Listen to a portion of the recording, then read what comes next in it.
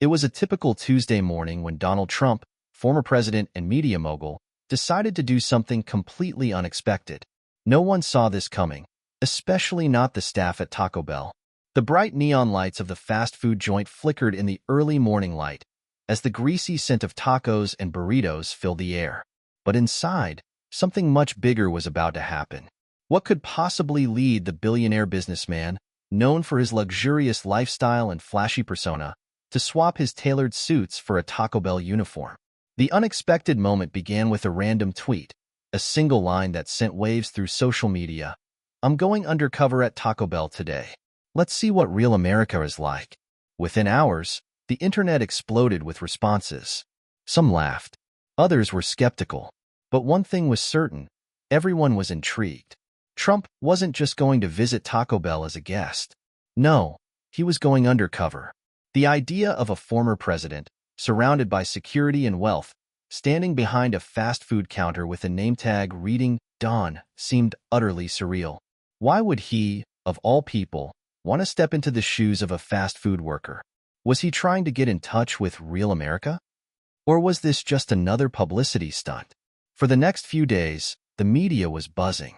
Cable news anchors debated, social media influencers speculated, and even late-night talk show hosts couldn't resist making jokes. But nobody had the answer to one pressing question: why Taco Bell? As for Trump, he wasn't ready to share his deeper motivations yet. To him, this was more than a stunt. It was a chance to break out of his usual echo chamber, to experience a world he'd always known existed but never truly understood. He wanted to see what working-class America was really like, the ones who had voted for him, the ones who hadn't, and everyone in between. But here's the twist. What Trump didn't know was that stepping into Taco Bell that day would change his entire perspective on life and the country he once led.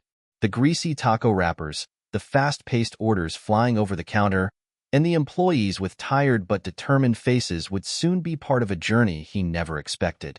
What happens when a man who's lived in the lap of luxury, surrounded by opulence and power, suddenly finds himself on the other side of the counter, trying to juggle an order of Crunchwrap Supreme? Could this experience change not only his views on fast food, but his view on America itself? This is the story of Donald Trump going undercover at Taco Bell. You won't believe what he discovered. Donald Trump didn't come from humble beginnings. In fact, his story was the very definition of privilege. Born into the wealthy Trump family in Queens, New York, Donald had a life most people could only dream of. His father, Fred Trump, was a successful real estate developer who built an empire of apartment complexes in the outer boroughs of New York City. Donald, the fourth of 5 children, was groomed from a young age to take over the family business. The Trump name was already associated with power, money, and an almost larger-than-life persona. But Donald wasn't content to simply follow in his father's footsteps. He had bigger dreams, dreams of becoming the face of a new kind of success. He went to Fordham University for a time, before transferring to the prestigious Wharton School of the University of Pennsylvania, where he earned a degree in economics. From there, he took the reins of the Trump Organization in the 1970s, expanding it far beyond the borders of New York City. By the 1980s, Donald Trump had firmly established himself as a brash, bold figure in the world of real estate. He was known for his unapologetic self-promotion, his sky-high ambitions, and his ability to turn mediocre properties into dazzling icons. Trump Tower, completed in 1983, became his crown jewel, a 58-story skyscraper in the heart of Manhattan that epitomized the extravagance of the era. He was a symbol of success, wealth, and the American dream. A man who wasn't afraid to take risks and grab attention. But it wasn't just his buildings that caught people's eyes. Donald Trump became a household name thanks to his role as the host of The Apprentice, a reality TV show that aired for over a decade. The tagline, "You're fired," became iconic, symbolizing his tough, no-nonsense approach to business. For millions of viewers, Trump wasn't just a businessman. He was a celebrity, a personality they couldn't escape. In 2015, Trump did what many thought was impossible. He ran for president of the United States. At first, people laughed it off as a publicity stunt, a move to grab attention. But as the campaign wore on, it became clear that Trump wasn't just another politician. He was a force of nature. His blunt talk, disregard for political correctness, and promises to make America great again resonated with millions of voters who felt left behind by the political establishment. Against all odds, Trump won the presidency in 2016, defying predictions and upsetting the political order. His tenure was marked by controversy, divisiveness, and a constant stream of headlines. Trump was polarizing, to say the least. People either loved him or hated him. But one thing was certain, he was never boring. It's not every day that you hear about a former president, millionaire businessman, and celebrity reality TV star deciding to step into the world of fast food. But for Donald Trump, the idea had been brewing for months.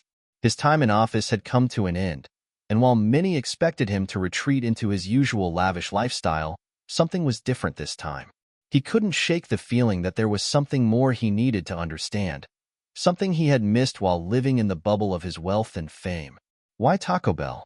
The question seemed to hang in the air like a neon sign on a fast food joint, flashing and blinking with endless possibilities. Trump had considered a variety of options before settling on Taco Bell. Why not McDonald's? Why not a high-end restaurant? The answer, he realized, was simple. Taco Bell wasn't just any fast food chain. It was an American institution, ubiquitous, loved by millions, and often the subject of memes and jokes across the internet.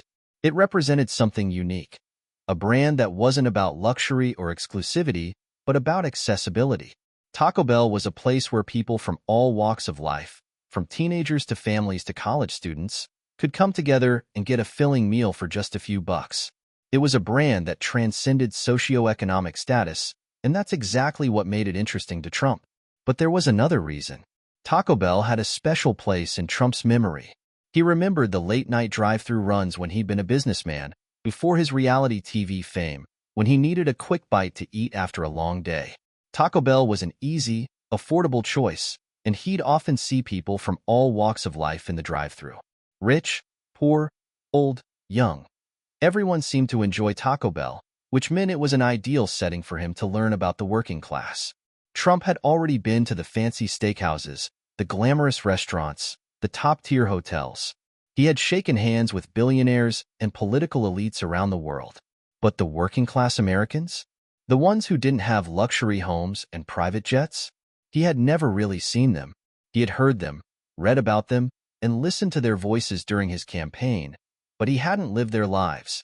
And that's what he was going to do. He wasn't just going to visit Taco Bell as a guest, sitting back and enjoying his meal. No, Trump had a bigger plan. He was going to work there. He was going to get behind the counter, wear the uniform, and take on the role of an entry-level employee. And while he had made billions through his real estate empire, Taco Bell had something he couldn't buy: real-world experience. Of course, this wasn't something Trump was going to do on a whim. He'd made sure to have everything in place before walking into Taco Bell. First, he set up a covert meeting with the company's PR team to ensure there was no misunderstanding about what he was doing.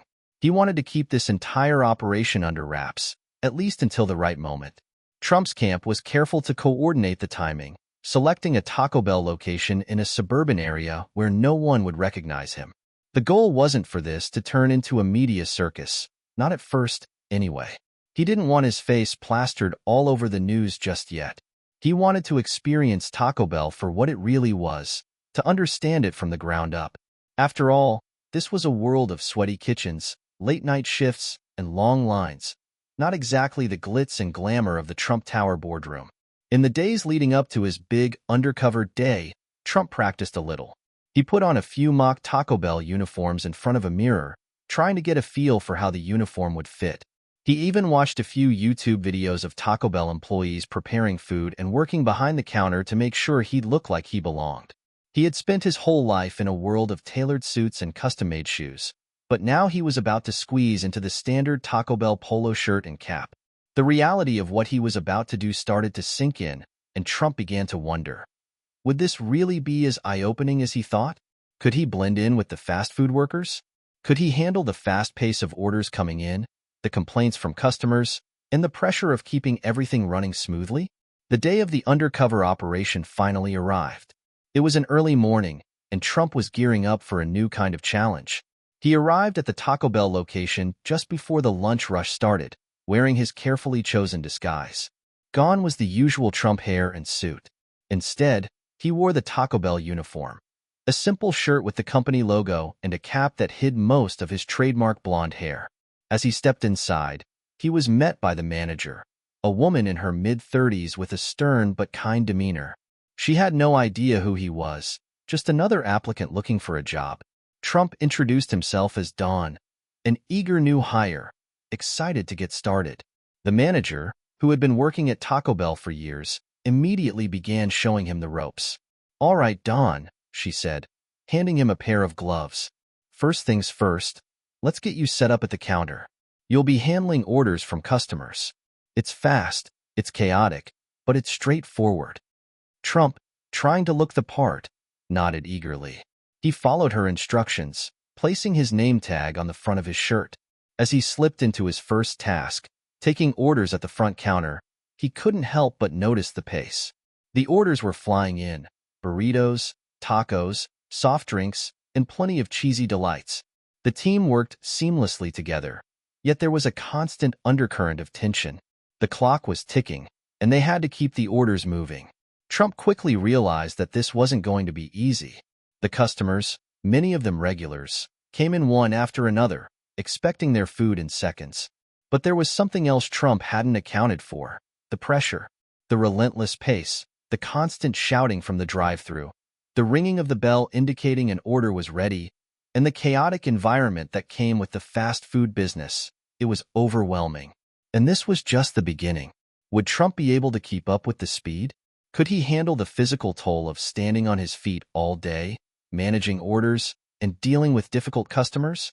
And more importantly, would he learn something valuable about the lives of the people who work these jobs?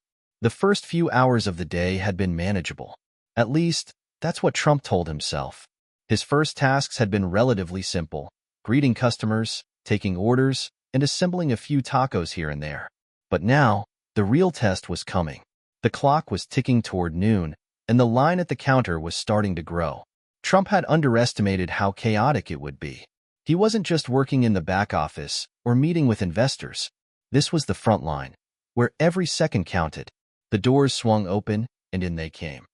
A steady stream of hungry customers, many of them with a specific order in mind, some with complicated modifications to their meals. It was like an avalanche, a flood of orders, and Trump was now part of the team trying to keep things under control. At first, he was doing okay. Trump had learned how to punch in orders quickly on the POS system. His hand was still shaky as he clicked through the options: soft taco, hard taco, beefy 5-layer burrito, add extra cheese. But he was keeping pace. Then, a customer came up with a complicated request. "I'll take a Crunchwrap Supreme, but can you add extra lettuce, no sour cream, and swap the beef for chicken?" the customer asked, her voice slightly impatient. She was one of the regulars, and she expected quick service. Trump nodded, trying to keep his calm. "No problem," he said, but his mind immediately went blank. What was the button for extra lettuce? Was it a special button, or did he have to add it manually? The clock was ticking, and his anxiety was creeping in. He fumbled around with the touchscreen, unsure of where to find the right option. The manager, who had been overseeing the chaos from behind, noticed his hesitation. "Don, you gotta keep it moving. The rush is on. You don't have time to hesitate," she called out, her voice firm but encouraging. Trump's face flushed. He managed to complete the order, but it wasn't smooth. He handed the customer her bag, mumbling an apology. As the woman walked away, he felt a knot of frustration tightening in his chest. This isn't like making deals in a boardroom, he thought. This is real work, real pressure. Just as Trump thought he could breathe for a moment, the bell from the drive-thru rang. Another order was up, and then another, and then another. In the span of 15 minutes, the line exploded. He had to juggle 5 orders at once, each one more complicated than the last. A group of teenagers walked up, ordering large quantities of nachos and drinks. A family with young children demanded extra sauce packets and multiple modifications to their orders. A man, looking like he had just come from work, stood impatiently at the counter, tapping his foot. He needed his food now. Trump's hands were moving at lightning speed, but the pressure was starting to build. He was sweating under the hot kitchen lights, and the constant noise of the drive-thru and the kitchen staff yelling orders made his head spin. The sounds of sizzling meat, the hum of the fryer, and the hiss of the drink machine filled the air. The smell of seasoned beef, cheese, and spices was overpowering. But then, it happened. A woman came up to the counter, holding a receipt in her hand. She looked angry. "Excuse me," she said sharply. "I ordered a taco supreme, not a regular taco. This is wrong." Trump froze for a moment. He wasn't sure if it was his fault or if it was just a mix-up. In his mind, he was still trying to keep up with the whirlwind of orders, and now this. He glanced at the receipt and realized that the woman was right. He'd accidentally given her the wrong order. But his brain was so frazzled from the chaos that he couldn't remember exactly what had gone wrong. The woman, sensing his confusion, grew even more frustrated. "You can't get an order right in 5 minutes?" she snapped, throwing the taco down onto the counter. Trump's face turned bright red. He was no longer the billionaire real estate mogul. He was just another overwhelmed TacoBell employee trying to keep his head above water. He apologized repeatedly, but it didn't seem to make the situation any better. Just as he was about to try to fix the mistake, the manager appeared beside him, visibly irritated. "Don, I need you to stay focused. Mistakes like that are a huge deal. We have to make it right, every time. Get it together," she said, her tone more stern than before. Trump didn't argue. Instead, he silently walked to the kitchen area to prepare the correct order for the woman. His mind was racing. "This is harder than I thought. Much harder." He took the ingredients and began assembling the correct taco supreme. In the back of his mind, a wave of realization hit him. This wasn't just about making fast food. This was about providing a service, meeting expectations, and working as a team under pressure. It was a world he had never truly understood, and now, he was right in the thick of it. He handed the woman her corrected order, this time with a genuine apology. She seemed a little more satisfied, but there was no way he could erase the embarrassment of the mistake. Still, he knew he had to keep moving forward. As the lunch rush began to wind down, Trump stepped back for a moment. Sweat trickled down his face, his shirt was sticking to his back, and his hands were covered in food residue. The noise of the restaurant was beginning to die down, but the adrenaline was still coursing through his body. It was then that it hit him, the key to this whole experience. The workers here, the ones who did this day in and day out, weren't just getting paid for flipping tacos or taking orders. They were getting paid for their resilience, for the ability to keep calm under pressure, for the relentless dedication to doing their jobs, no matter how chaotic the world around them became. Trump had always prided himself on his ability to handle stress, but he had never been in this kind of environment. He had never been the worker. He was always the boss. Yet here he was, in the trenches, feeling the weight of every order, every mistake, every moment of tension. And in that moment, something clicked inside him. It wasn't just about the food or the customers. It was about the people who made it all happen. The ones who were sweating it out on the front lines, serving food to millions of people, day after day. But was it enough to change his perspective? Could Trump really gain the understanding he needed about the working-class experience, or was this just a one-day stunt? The lunch rush had ended, but the real challenge was just beginning. Trump had made it through the chaos of the orders and the overwhelming pace of the fast food world, but now he was facing something much harder, a personal test. After a brief break, Trump was ushered into the small, windowless break room at the back of the Taco Bell. It was nothing like the luxurious offices he was used to. No leather chairs or polished mahogany desks, just a few mismatched chairs around a table, a microwave that looked like it had seen better days, and a small TV playing the local news. He wasn't here for a meeting or a conference call. He was here to be one of the workers, to experience what it was like on a deeper level. As he sat down with his fellow employees, some of whom had been working there for years, he quickly realized something unsettling. He didn't belong. The workers around him were talking about their lives, their struggles, and their daily routines. They were real, gritty, and practical. Conversations were about how many hours they'd worked this week, how hard it was to get by on minimum wage, and how they couldn't afford to go to the movies or take vacations like the people on TV. The lunch break was a chance for them to recharge for a few minutes, but Trump was beginning to understand that for them, life was a constant grind.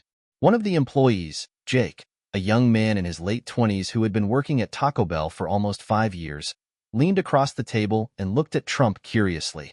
He had no idea who Trump really was, at least, not yet. He just saw him as a new guy on the job, someone who didn't seem to have the same easy confidence as the other workers. "So, Don," Jake said, his voice casual but with a hint of suspicion, "what brings you to Taco Bell? You don't seem like the type to work here." Trump wasn't sure how to respond. His mind raced, trying to figure out how to relate to these people who lived such different lives. Should he tell them the truth? That he was a former president, a billionaire businessman, and a reality TV star, all trying to get a better understanding of their lives? Or should he just play the part and keep his cover intact? He opted for the latter, though it felt strange to lie by omission. "I've always wanted to understand what it's really like," Trump replied carefully, trying to keep his tone neutral. "I've spent a lot of time with CEOs and politicians, but I've never really worked like you guys. I thought it might be a good idea to see what it's like from your perspective." Jake raised an eyebrow. He looked around at the others in the break room, who were listening quietly. There was a brief silence, then Jake spoke again, this time with more edge to his voice. "Yeah, well, if you want to understand, you got to get your hands dirty. Working here isn't like working behind a desk or running a business. You can't just breeze in and out. It's tough. We work our butts off for scraps." He paused, his eyes narrowing. "It's not just about slinging tacos. It's about surviving." Trump felt a pang of discomfort. He hadn't expected it to be easy, but hearing it from Jake, someone who lived this reality every single day, hit him hard. These weren't just employees trying to make a living. They were people fighting for stability, for some semblance of a better life. Every shift, every hour, every taco was a small battle in a much larger war. After the break, Trump found himself talking with Maria, a middle-aged woman who had been working at Taco Bell for over a decade. Maria was a single mother of two, and she worked long hours just to make ends meet. Her life was a series of small compromises, missing out on her children's activities because she couldn't afford time off, taking on extra shifts just to cover bills, and constantly worrying about how to stretch every paycheck. "So, Don," Maria said as she wiped her hands on her apron, "you're a businessman, huh? You really know what it's like to work hard? I guess it must be a lot different from what we do here." Trump hesitated, unsure how to answer. He had the words. He had always known how to talk about hard work, about success, about the American dream. But he couldn't deny that he had never worked in a job like this. He had never worried about making rent or feeding his family with just a few dollars in his pocket. His life had always been about the big picture, the grand deals, the high stakes. "No one works harder than you guys," Trump said quietly, the weight of his own words sinking in. "But sometimes, you don't get the credit you deserve. I've been in the business world for decades, but you know what? You work harder than most of the people I've ever met." Maria looked at him with a skeptical smile. "Yeah, well, it's one thing to say that. But walking the walk is another story. You can't understand what it's really like unless you're in it every single day, feeling the pressure, seeing the bills pile up, wondering if you're going to get enough tips to make it through the week." Trump nodded slowly. He didn't have a response to that. He couldn't exactly relate to the struggle Maria was talking about. The feeling of never being sure if you'd make it through another month with bills paid. He didn't know that stress. That night, as Trump lay in the small, unimpressive hotel room he had booked for the night, the weight of the day began to settle on him. The conversations with Jake and Maria had made him realize how little he truly understood about the lives of everyday workers. The long hours, the constant tension, the feeling of being stuck in a cycle with no way out. It was a reality he had never truly experienced. The people at Taco Bell had given him a glimpse into their world, but he knew that what he had seen today was just the surface. There was more beneath the surface, more hardship, more resilience, more struggle. It was something that no amount of wealth or fame could shield him from. Trump had always thought he understood the working class. He'd heard their voices, listened to their complaints, even promised to fight for them during his campaign. But now that he was on the other side of the counter, he was starting to see things differently. The whole world wasn't made up of boardrooms and rallies. There was another side, a side of real, raw, unfiltered life that he had been blind to for far too long. Could he truly relate to these people? Could he ever fully understand their struggles, or was he simply too far removed from their reality? As Trump closed his eyes that night, the question lingered in his mind. Would this experience change him? Would he return to the world of high-rise buildings and political rallies with a new perspective, or would he go back to business as usual, brushing off what he had learned? The answer, he realized, was going to depend on what happened next. What do you think? Can Trump truly bridge the gap between his world and the lives of working-class Americans? Or is the divide too wide for him to ever truly understand? Share your thoughts in the comments below. The next day, after a brief but restless night, Trump found himself once again standing behind the counter at Taco Bell. The morning shift had been chaotic enough, but he was now about to face something even more grueling, the midnight shift. The late-night crowd was a different breed entirely, a mix of hungry partygoers, night shift workers, and people with less than ideal manners. The store had a darker, more frantic energy when the sun went down. The volume was higher. The demands were stranger. The customers had less patience, and the staff, weary from hours of work, were already showing signs of exhaustion. Trump had no idea what he was getting into when he agreed to work through the midnight shift. He'd learned that Taco Bell wasn't just a fast food joint. It was a microcosm of American life, filled with personalities, quirks, and frustrations. And as much as he had tried to keep his distance, the pressure of the job was closing in. The first sign that the midnight shift was going to be a nightmare came quickly. A disheveled man, clearly coming from a party, approached the counter. His clothes were wrinkled, and his breath smelled faintly of alcohol. "Yo, give me a 12-pack of tacos," he slurred, looking at Trump like he was some sort of personal butler. "And make him spicy. Real spicy. Like, hot. Trump nodded, trying to maintain his professionalism. He punched in the order, but then the man added another detail that nearly made Trump lose his cool. "And I want extra sauce. A lot of sauce. Make sure it's hot. Really, really hot, man. I need that heat to burn my soul." The tone of the customer's voice and the strange request was unsettling, but Trump tried to take it in stride, pushing the boundaries of his patience. He knew that keeping calm was his only option if he wanted to survive the night. As Trump assembled the order, the man grew more and more impatient, tapping his foot on the floor and eyeing the kitchen like he was waiting for a pot of gold. He glanced back at Trump, his eyes narrowing as if questioning his ability to perform the task at hand. "You got the hot sauce, right? It better be hot. I'm talking about real heat, not the weak stuff," the man said. Trump, trying to focus on getting the order right, nodded. He had worked with spicy food in the past, but he was beginning to doubt his own understanding of what hot truly meant in this context. Was there a secret Taco Bell sauce that only seasoned employees knew about? Was there something he was missing? To his relief, the order was completed without further issue, and the man walked away, his grumbling fading as he exited the store. But Trump couldn't shake the feeling that the pressure was only going to get worse. By the time the clock ticked past 11:30 p.m., the store was packed. The usual late-night crowd had gathered in the parking lot, ordering in bursts and creating an atmosphere of disarray. Some were loud and rowdy, others impatient and demanding. And then there were the ones who barely said a word, staring at the counter with glazed eyes, as if they were too tired to even make a decision. Trump was running on fumes himself. He had barely eaten, and the adrenaline from the previous shifts was wearing off. His legs ached, his back was sore, and his mind kept racing back to the conversations he'd had with Jake and Maria earlier. But he couldn't afford to stop thinking about their struggles. He had to focus on the tasks at hand. If he let himself get distracted, he risked making another mistake.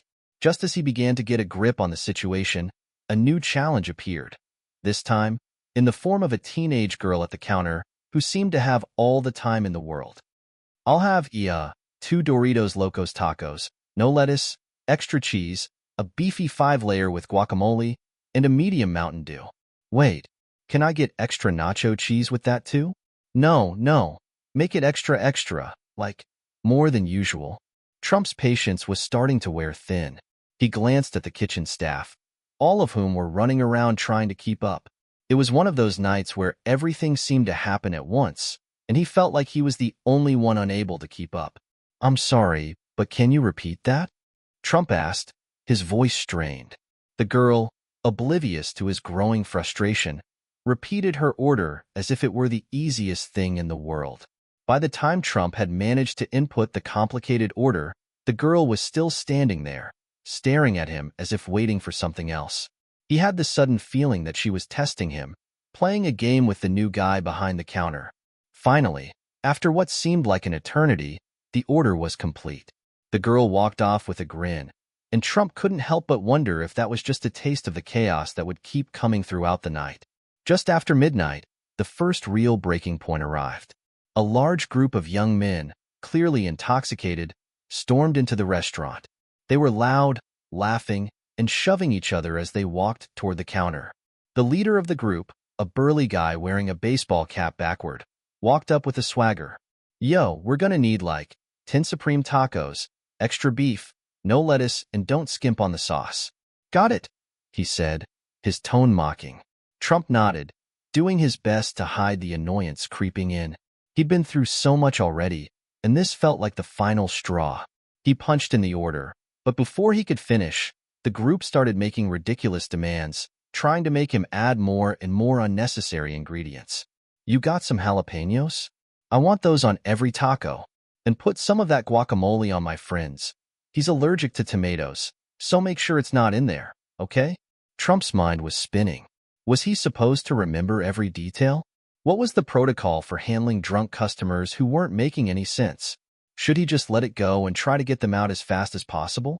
As he started assembling the order, the group became rowdier, and one of the guys accidentally knocked over a cup of salsa, spilling it across the counter. The red sauce splattered everywhere, including on the floor, and the customers started laughing. Trump felt his heart race. The floor was a mess, his uniform was stained, and his patience was nearly gone. But he couldn't let them see him crack. This was the moment when he had to decide whether he would let the chaos break him or if he would rise above it. He turned to the back of the kitchen, where the rest of the crew was scrambling to catch up. The manager was still on the floor, walking around, her eyes darting between all the orders. Trump took a deep breath, glanced at the mess, and made a decision. He wouldn't let these customers get the best of him. He'd handle it. With newfound determination, Trump cleaned up the mess and delivered the order to the rowdy group. They were still laughing and joking, but at least they had their food. By the time the clock struck 2 a.m., the store had finally quieted down. Trump, exhausted and covered in food remnants, stood by the counter, barely able to keep his eyes open. The pressure of the midnight shift had taken its toll, but there was one thing he now understood in a way he hadn't before. The job wasn't about making a perfect taco or getting every order right. It was about surviving the madness, day in and day out, with the dignity and strength to face whatever came next. The manager patted him on the back as she walked by. "Not bad for your first midnight shift, Don. You handled the pressure better than most. We'll see if you can keep it up." Trump was too tired to respond, but he knew she was right.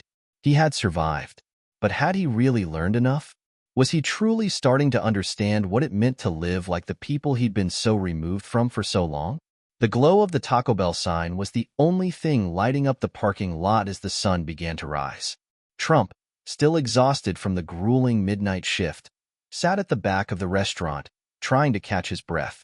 He had survived, yes, but at what cost? His clothes were soaked with sweat and food remnants, his muscles ached, and his mind was racing with 1,000 thoughts. He had entered this experience thinking he was about to learn about the working class. What he hadn't expected was how deeply it would affect him, how quickly the weight of their struggles began to sink in. This wasn't some political campaign where he could put on a facade and speak empty words. This was real life. He'd seen the exhaustion in the faces of his co-workers. He'd felt the frustration in the customers who demanded more and more, as if Taco Bell were their personal playground. But amidst all the chaos, there had been a moment, a brief flicker of hope, that kept him going. It came from an unexpected place, someone who had also been working the midnight shift but who, in a way, had already experienced the kinds of challenges Trump was only now beginning to understand. It was just after 3 a.m. when Maria, the same woman who had spoken to him the day before about her struggles as a single mother, walked over to him in the break room. She looked as tired as ever, but there was a calmness in her demeanor that caught Trump off guard. Unlike him, who was still processing everything with a sense of urgency, Maria had found a way to remain composed through it all. "Hey, Don," Maria said, pulling up a chair and sitting next to him. "I see you're still standing. That's something." Trump let out a tired laugh. "Barely. Honestly, I don't know how you guys do this every day. It's insane." Maria's eyes softened. "It's not easy, but it's what we have to do. For the money, for our families, for our futures. We don't have the luxury of slowing down." Trump nodded, his thoughts swirling. He had heard the words before, "It's not easy," but hearing it from Maria, who had lived through it for years, made it hit harder than he expected. She continued, "You know, sometimes we just have to accept that life doesn't give us the breaks we want. But that doesn't mean we stop trying." Trump was silent for a moment. "How do you stay so calm about it? I mean, when things get crazy, when it feels like everything's falling apart, how do you keep it together?" Maria smiled a little, though there was sadness in her eyes. "You learn how to survive, Don. You learn what's worth stressing about and what's not. If you spend your whole life worried about the stuff you can't control, you'll burn out. I've been there, trust me. But if you focus on the small wins, the little things that make life a little easier, you can keep going." Trump had heard a lot of motivational speeches in his life, especially during his campaign runs, but something about Maria's words felt different. It wasn't about slogans or empty promises. It was about grit, about resilience. It was real. "Small wins," Trump repeated. "What do you mean?" Maria chuckled softly, like getting through a shift without getting yelled at, or getting a decent tip from someone who appreciates your hard work, or even just having a moment to sit down and take a breath before the next round of orders comes in. It's not always about the big picture. Sometimes it's about surviving the day. Trump leaned back in his chair, contemplating what Maria had said. For the first time since starting this undercover mission, he felt a flicker of understanding. He had always been about the big picture, the deals, the headlines, the power plays. But Maria was talking about something entirely different. She was talking about survival, about finding meaning in the struggle, even if the struggle seemed endless. Later that morning, after the shift had ended and the store had quieted down, Trump sat at the counter, wiping down the surface.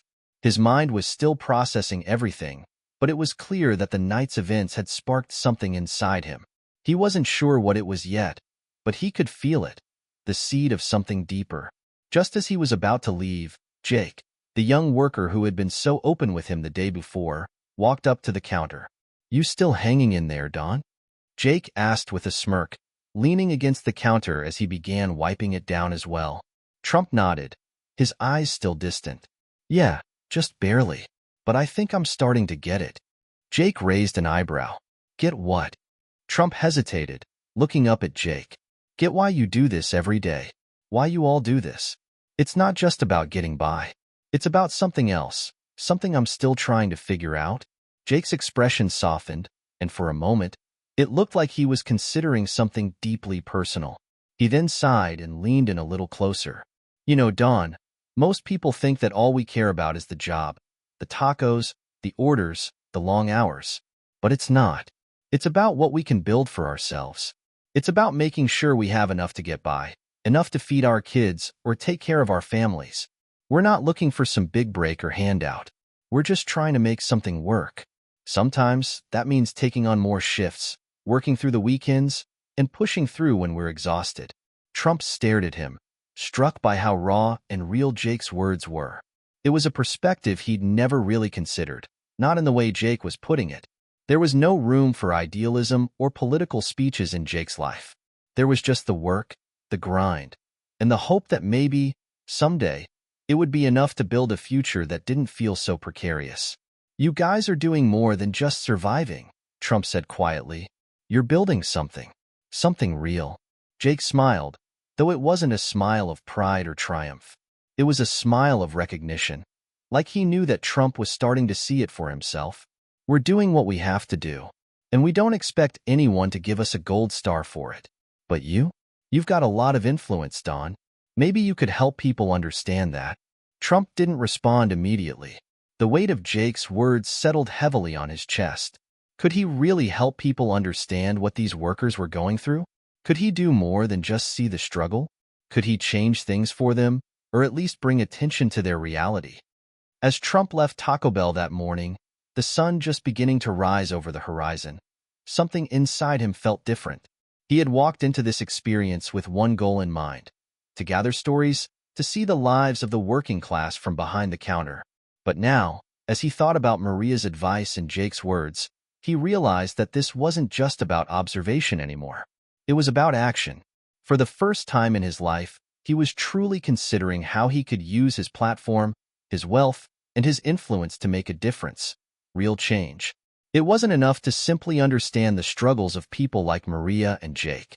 He had to be part of a solution. Trump knew that this would be no easy task. There were systems to challenge, policies to rewrite, and battles to fight. But, as Maria had said, it wasn't just about the big picture. It was about finding the small wins along the way. As he drove away from Taco Bell, one thing was clear. He had been changed by this experience. And he wasn't sure where this journey would take him, but he knew he had to see it through. Trump couldn't sleep that night. His mind kept replaying the interactions from the past few days, the chaos of the midnight shift, the exhaustion on Maria's face, the raw sincerity in Jake's words. He had always prided himself on his ability to see the big picture, to make high-level decisions, but now he found himself questioning everything he'd known about work, success, and the people who made it all possible. What if there was more to life than the big break or the flashy headlines? What if the real power lay in understanding the small, everyday struggles of people? What if he could use his resources, not just for more luxury towers or political campaigns, but to actually make a difference? As the sun began to rise, Trump's mind was made up. He would take the first step. He would use his platform to bring attention to the overlooked people, the ones who worked tirelessly without any recognition. He wasn't sure what that would look like yet, but he knew that Taco Bell had given him a unique perspective, a look behind the curtain at the lives of hardworking Americans. A few days later, Trump invited a group of influential business leaders to a meeting. These were people who controlled vast networks, from media moguls to corporate giants. But this time, Trump didn't want to talk about deals or investments. He wanted to talk about workers, the people at the bottom of the economic ladder, the ones who made everything run but rarely saw the rewards. He had scheduled the meeting at one of his luxury hotels, a grand setting that felt almost out of place for the conversation he was about to start. The men and women around the table had always been impressed by Trump's ability to pull off major business deals, but this was a different kind of pitch. This wasn't about making money, it was about making change. "Gentlemen, ladies," Trump began, his voice steady but filled with passion. "I've been doing something recently, something I didn't expect to get so involved in. I've been working undercover in fast food. I spent time at Taco Bell, behind the counter, taking orders, cooking, and talking to the staff. And let me tell you, it was eye-opening." The room fell silent. Some of the faces around the table were curious, while others were skeptical. One man in a tailored suit raised an eyebrow. "Fast food? You're telling us you've been working there?" "You?" Trump nodded. "Yes. And I've seen firsthand what people in the service industry go through. I've seen the exhaustion, the low wages, the lack of benefits, and the pressure to keep going, day after day. These people are the backbone of our economy, but they're treated as if they don't matter." A murmur spread across the table. Trump's blunt words had caught their attention. Some nodded in agreement, while others looked uneasy. One woman, a powerful media executive, spoke up. "But what can we do about it? These are businesses, Don. They operate on profits, not charity. You know that better than anyone. If we start paying more, offering benefits, what happens to the bottom line?" Trump leaned forward, his expression intense. "That's what we're going to find out. We need to rethink how we define success. It's not just about maximizing profits or cutting corners. It's about recognizing the value of the people who work for us. If we truly want to create an economy that works for everyone, we need to start with the people at the bottom, not just those at the top." The room fell silent again, but this time the silence was different. It wasn't disbelief. It was contemplation. Trump continued, more passionately than ever. We have the power to make real change. If we can raise wages for those who do the hardest jobs, provide better working conditions, offer healthcare benefits, we'll be setting a new standard. And I guarantee you, that investment will pay off. Happy workers are productive workers. Despite the intrigue, there was resistance. One of the men, a prominent investor, shook his head. Don, I get what you're saying, but this is business. It's about profit margins. Raising wages means higher costs, and in a competitive market like fast food, that could put us at a disadvantage. You're asking us to take a leap of faith. Trump was undeterred. It's not a leap of faith. It's an investment. When people feel valued, when they feel like they're being treated fairly, they work harder, they stay longer, and they provide better service. In the long run, it's not just good for the workers. It's good for the company. It's good for the economy. And it's good for all of us. The meeting went back and forth like this for hours. There were moments of agreement, moments of tension, but Trump held firm. He didn't have all the answers. He wasn't pretending to. But he knew one thing. It was time to try something new. By the end of the meeting, there were no grand declarations or sweeping promises. But something had shifted. The conversation had moved beyond profit margins and business-as-usual thinking. There was a recognition that something had to change, even if it was just a small step forward. Trump ended the meeting with a challenge. I'm not asking you to change everything overnight, but let's start with something. Let's commit to making a difference for the workers who make this economy run. Let's make sure that the next generation of workers has a better chance, a fairer shot. As the executives left the meeting, there was a sense of uncertainty, but also a spark of possibility. They didn't know where this new direction would lead, but for the first time in a long time, they felt that the old way of doing things, just chasing profits and ignoring the working class, might not be enough anymore. Back at Taco Bell, Trump felt like he was on the cusp of something bigger. The undercover mission had been eye-opening, yes, but now it was time to act. He began to reach out to others who might be interested in his cause: activists, business leaders, community organizers, and even political figures who had been fighting for workers' rights for years. He knew it wouldn't be easy. There would be resistance, and there would be moments of doubt. But he also knew that change was possible if people were willing to listen and take action. The hard part, he realized, wasn't just about understanding the struggles of the working class. It was about using his platform and resources to make that understanding count. He started speaking more publicly about what he had learned, pushing for a nationwide conversation about raising wages, improving working conditions, and offering better benefits to employees in the fast food industry and beyond. He became an unlikely advocate for labor reform, a voice that had once been detached from the struggles of the working class, now actively engaging in the fight to improve their lives. After the meeting with the business executives, Trump's resolve only grew stronger. The conversations in that room had opened his eyes to the challenges of bringing about real change. They hadn't fully embraced his vision, but at least they had begun to listen. He realized that the journey ahead wasn't just about convincing business leaders. It was about taking the conversation to Washington. If he could rally the right kind of support, maybe, just maybe, he could shift the needle in the direction of something more equitable for the American worker. But as Trump prepared to bring his new mission into the political arena, he was acutely aware of how difficult this task would be. Washington had long been a swamp of bureaucracy, entrenched interests, and political gridlock. The very system he had once thrived in, where deals were made in back rooms and power was leveraged for personal gain, now felt like a machine working against the change he hoped to bring. Trump's first step was to call a few familiar faces. He knew he had friends in Washington, people who owed him favors, people who respected his influence. He arranged meetings with a few key senators and congresspeople, hoping to make them see things from his newly acquired perspective. He had always been known for his brash style and unfiltered approach, but this time he was going to have to temper that a little. He was no longer just a businessman making a deal. Now, he had to become a voice for working Americans. At his first meeting with Senator Richard Barnes, a Republican from his home state of New York, Trump wasted no time. "Rich, I've seen something that you need to hear about," Trump said, his voice firm but calm. "I've been working undercover in fast food, and I'm telling you, these workers are getting a raw deal. They're busting their backs, and they're not getting the compensation or respect they deserve. Senator Barnes leaned back in his chair, his brow furrowed. Don, I don't think you're seeing the full picture. I get that you spent a few days at Taco Bell, but raising wages across the board? That's going to cost businesses. And you know as well as I do that's not how the economy works. If we do that, we'll just drive up prices for consumers. Trump was quick to counter. And what do we do with the millions of people living paycheck to paycheck? What's the price of a person's dignity? You can't keep ignoring the fact that wages have stagnated for decades, and people are struggling to get by. If we want a healthy economy, we need a thriving middle class. That starts with decent pay for decent work. Barnes remained skeptical, but Trump could see the wheels turning in his head. He was making an impact, no matter how small.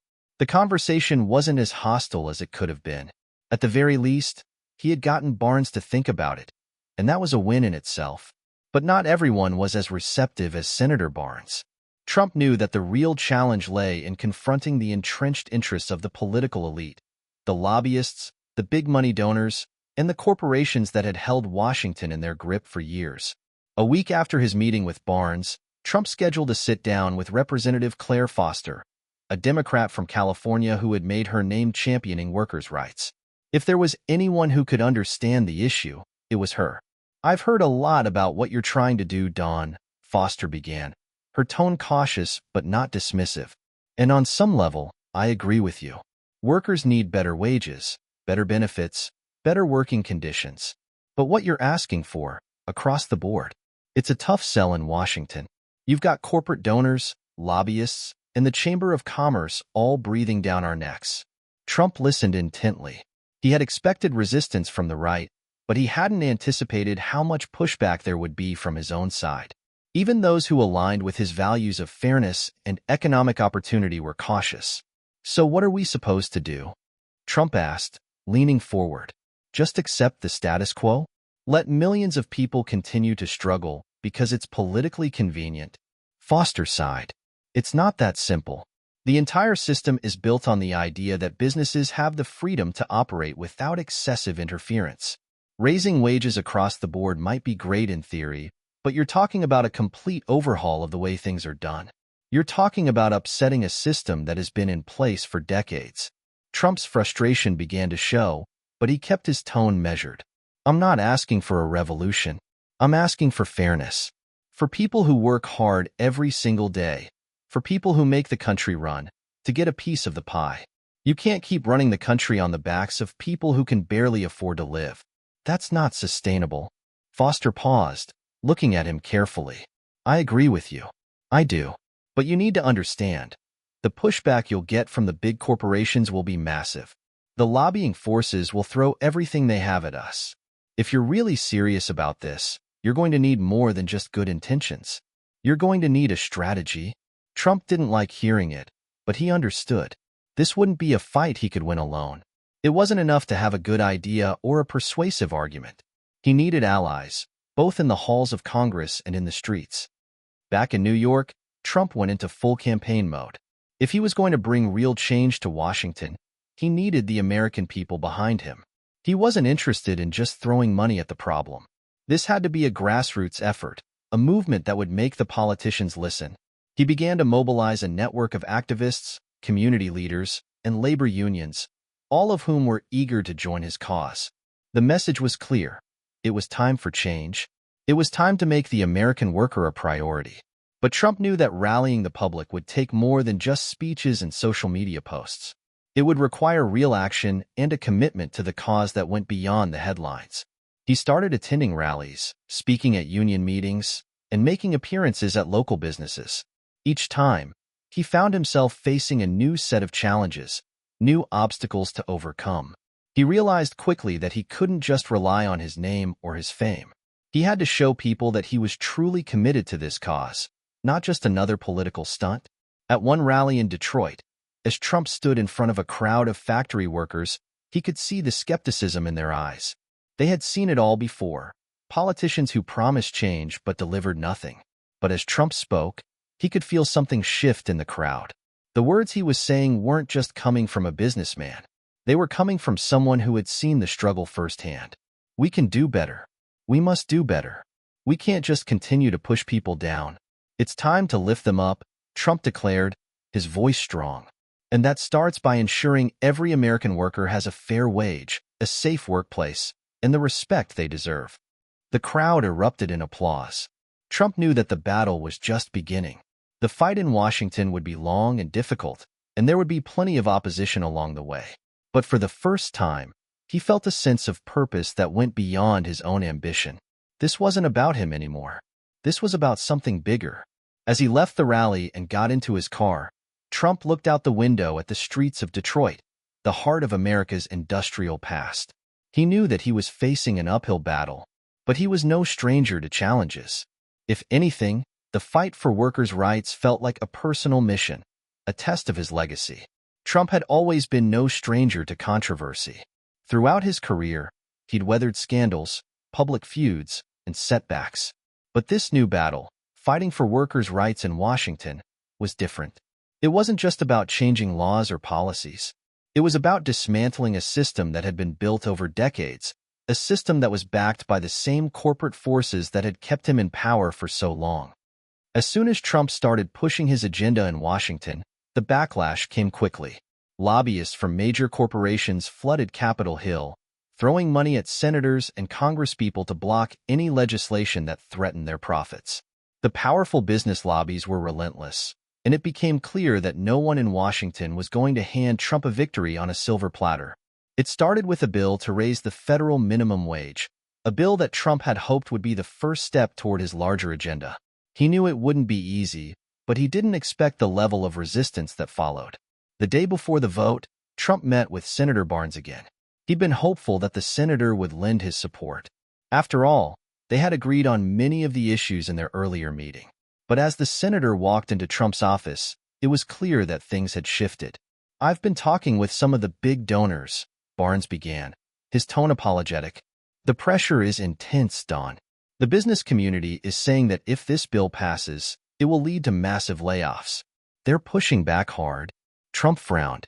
He had known this fight wouldn't be easy, but hearing it from a politician he considered an ally stung.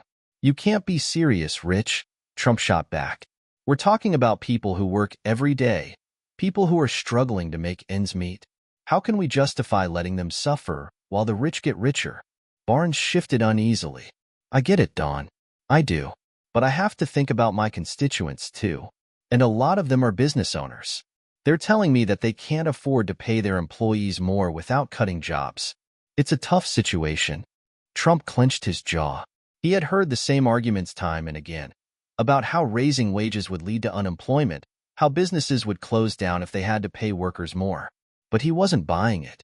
"You're telling me that we're going to keep a system in place that values profits over people?" Trump asked, his voice rising. "You think this is good for America? For our future?" Barnes sighed. "It's not that simple. There's a lot at stake here. I'm sorry, but I can't support the bill as it is." Trump felt his blood pressure rise. "Then we'll see how much of a friend you really are when the next election comes around," he muttered under his breath. The meeting ended coldly, and Trump realized that his plans were at a tipping point. The powerful lobbyists were starting to win, and his mission, his vision of a fairer, more equitable economy, was at risk of being crushed. Just when things seemed bleak, Trump received an unexpected phone call that would change the course of the battle. It was from Claire Foster, the Democratic representative from California, the one who had cautioned him about the difficulty of passing his proposed wage increases. "I've been watching what's happening, Don," Foster said, her voice serious but compassionate. "And I have to say, I think you might be onto something. I know the political system is pushing back, but I think you're doing the right thing. People need to hear your message." Trump was taken aback. "You're still with me on this? After everything?" "I'm not blind to the challenges," Foster replied, "but I think this country is ready for something different. It's not just about raising wages. It's about sending a message that we value our workers. I can't do this alone, though. If we're going to win this, we need to build a coalition, a real one." Trump felt a flicker of hope. Perhaps, just perhaps, there was a way forward. "I'm not interested in half measures, Claire. If we do this, we do it all the way. But we need a strategy, a real plan. We need to take it to the people." Foster agreed, and together they began laying the groundwork for a new approach. A massive national campaign to raise awareness of the struggles faced by American workers. They would leverage Trump's unique ability to connect with the working class, using his platform to rally support across the country. The goal wasn't just to push for wage increases, it was to change the very narrative around labor in America. They knew it would be a hard sell, but this time, they had a plan. They would take the message directly to the people, bypassing the traditional political channels. It was a bold move, and Trump could feel the weight of it. Trump and Foster began organizing rallies, town halls, and meetings in key battleground states. They knew they had to win over the people who had the most to gain from his vision, working-class Americans. Their first major rally was set for Pittsburgh, a city that had seen its manufacturing jobs vanish over the past few decades. The steel mills were gone, and with them went the livelihoods of thousands of hardworking families. The rally was a gamble, but Trump felt the stakes were too high to play it safe. When the day came, the streets of Pittsburgh were packed with thousands of people, some with signs reading, "Fair wages for hard work," and "No one left behind." The energy was electric, and as Trump took the stage, the crowd erupted into applause. "I'm here because I know what it's like to be on the outside," Trump began. "I've been there, and I've seen what it's like to struggle. But I'm also here because I believe in America. I believe in every worker, every family, and every person who gets up every day and works hard. It's time for us to fight for a better future." The crowd roared in approval. Trump could feel the power of their collective frustration, their collective hope. This wasn't just a political rally. It was a movement, a wave of people desperate for change. As he continued to speak, he realized that this moment was bigger than any campaign he had ever run. It wasn't about politics anymore. It was about restoring dignity to the working class. Back in Washington, the political machine was starting to mobilize in full force. Powerful corporations began to put even more pressure on lawmakers, warning that if the bill passed, they would cut jobs, outsource more work overseas, and raise prices on consumers. The lobbying groups were flooding Capitol Hill with phone calls, emails, and campaign donations, all aimed at stopping Trump's plan before it gained too much traction. But despite the growing opposition, Trump and Foster were undeterred. The rallies were gaining momentum, and public opinion was shifting in their favor. People were beginning to see that the old system, the one that had ignored workers for so long, was broken. The winds of change were blowing, and for the first time, Trump felt like he had a real chance to make a difference. What do you think? Do you believe Trump can overcome the pushback from powerful corporate interests and lawmakers? Will the rallying cry of the American worker be enough to bring lasting change? Share your thoughts in the comments below. Trump had learned the hard way that politics was never simple. In the cutthroat world of Washington, where allegiances shifted with the winds of money and influence, it seemed like every victory he had earned in his personal and business life came with a hefty price tag. Now, his battle to raise wages for working Americans had turned into a political war. His rallies were gaining momentum, his message resonating with the working class, but the resistance from both political parties and corporate interests was fierce. Trump wasn't just up against the political machine. He was facing a divide so deep that it seemed almost insurmountable. Republicans, once his allies, were distancing themselves, and Democrats, while supportive, couldn't agree on how far they were willing to go. All the while, the corporate elite were pushing back hard, using their vast resources to sway public opinion and ensure that Trump's plans never saw the light of day. As the debate over wage increases heated up, Trump's relationship with the Republican Party began to fray. It was a party he had once dominated. His brand of populism had galvanized voters during his presidency. But now, many of those same Republicans were retreating into the arms of their corporate donors, fearing the consequences of upsetting the economic system that had supported their power for so long. Senator Richard Barnes, who had been one of Trump's earliest supporters in Washington, was increasingly quiet on the issue. He had voted against the wage increase bill, citing the economic realities of the situation. Trump's frustration was palpable. At a private meeting, Trump confronted Barnes. "You voted against the bill, Rich. What happened to the guy who promised to stand with the working class? You're just another politician now, huh?" Trump's voice was sharp, and there was no disguising his anger. Barnes shifted uncomfortably in his seat. Don, it's not personal, but we've got a system in place here. We can't just tear it down overnight. If we raise wages across the board, the businesses are going to take a hit. You know that. Trump shook his head, unable to hide his disappointment. I don't care about your system. I care about the people out there who are struggling to make ends meet.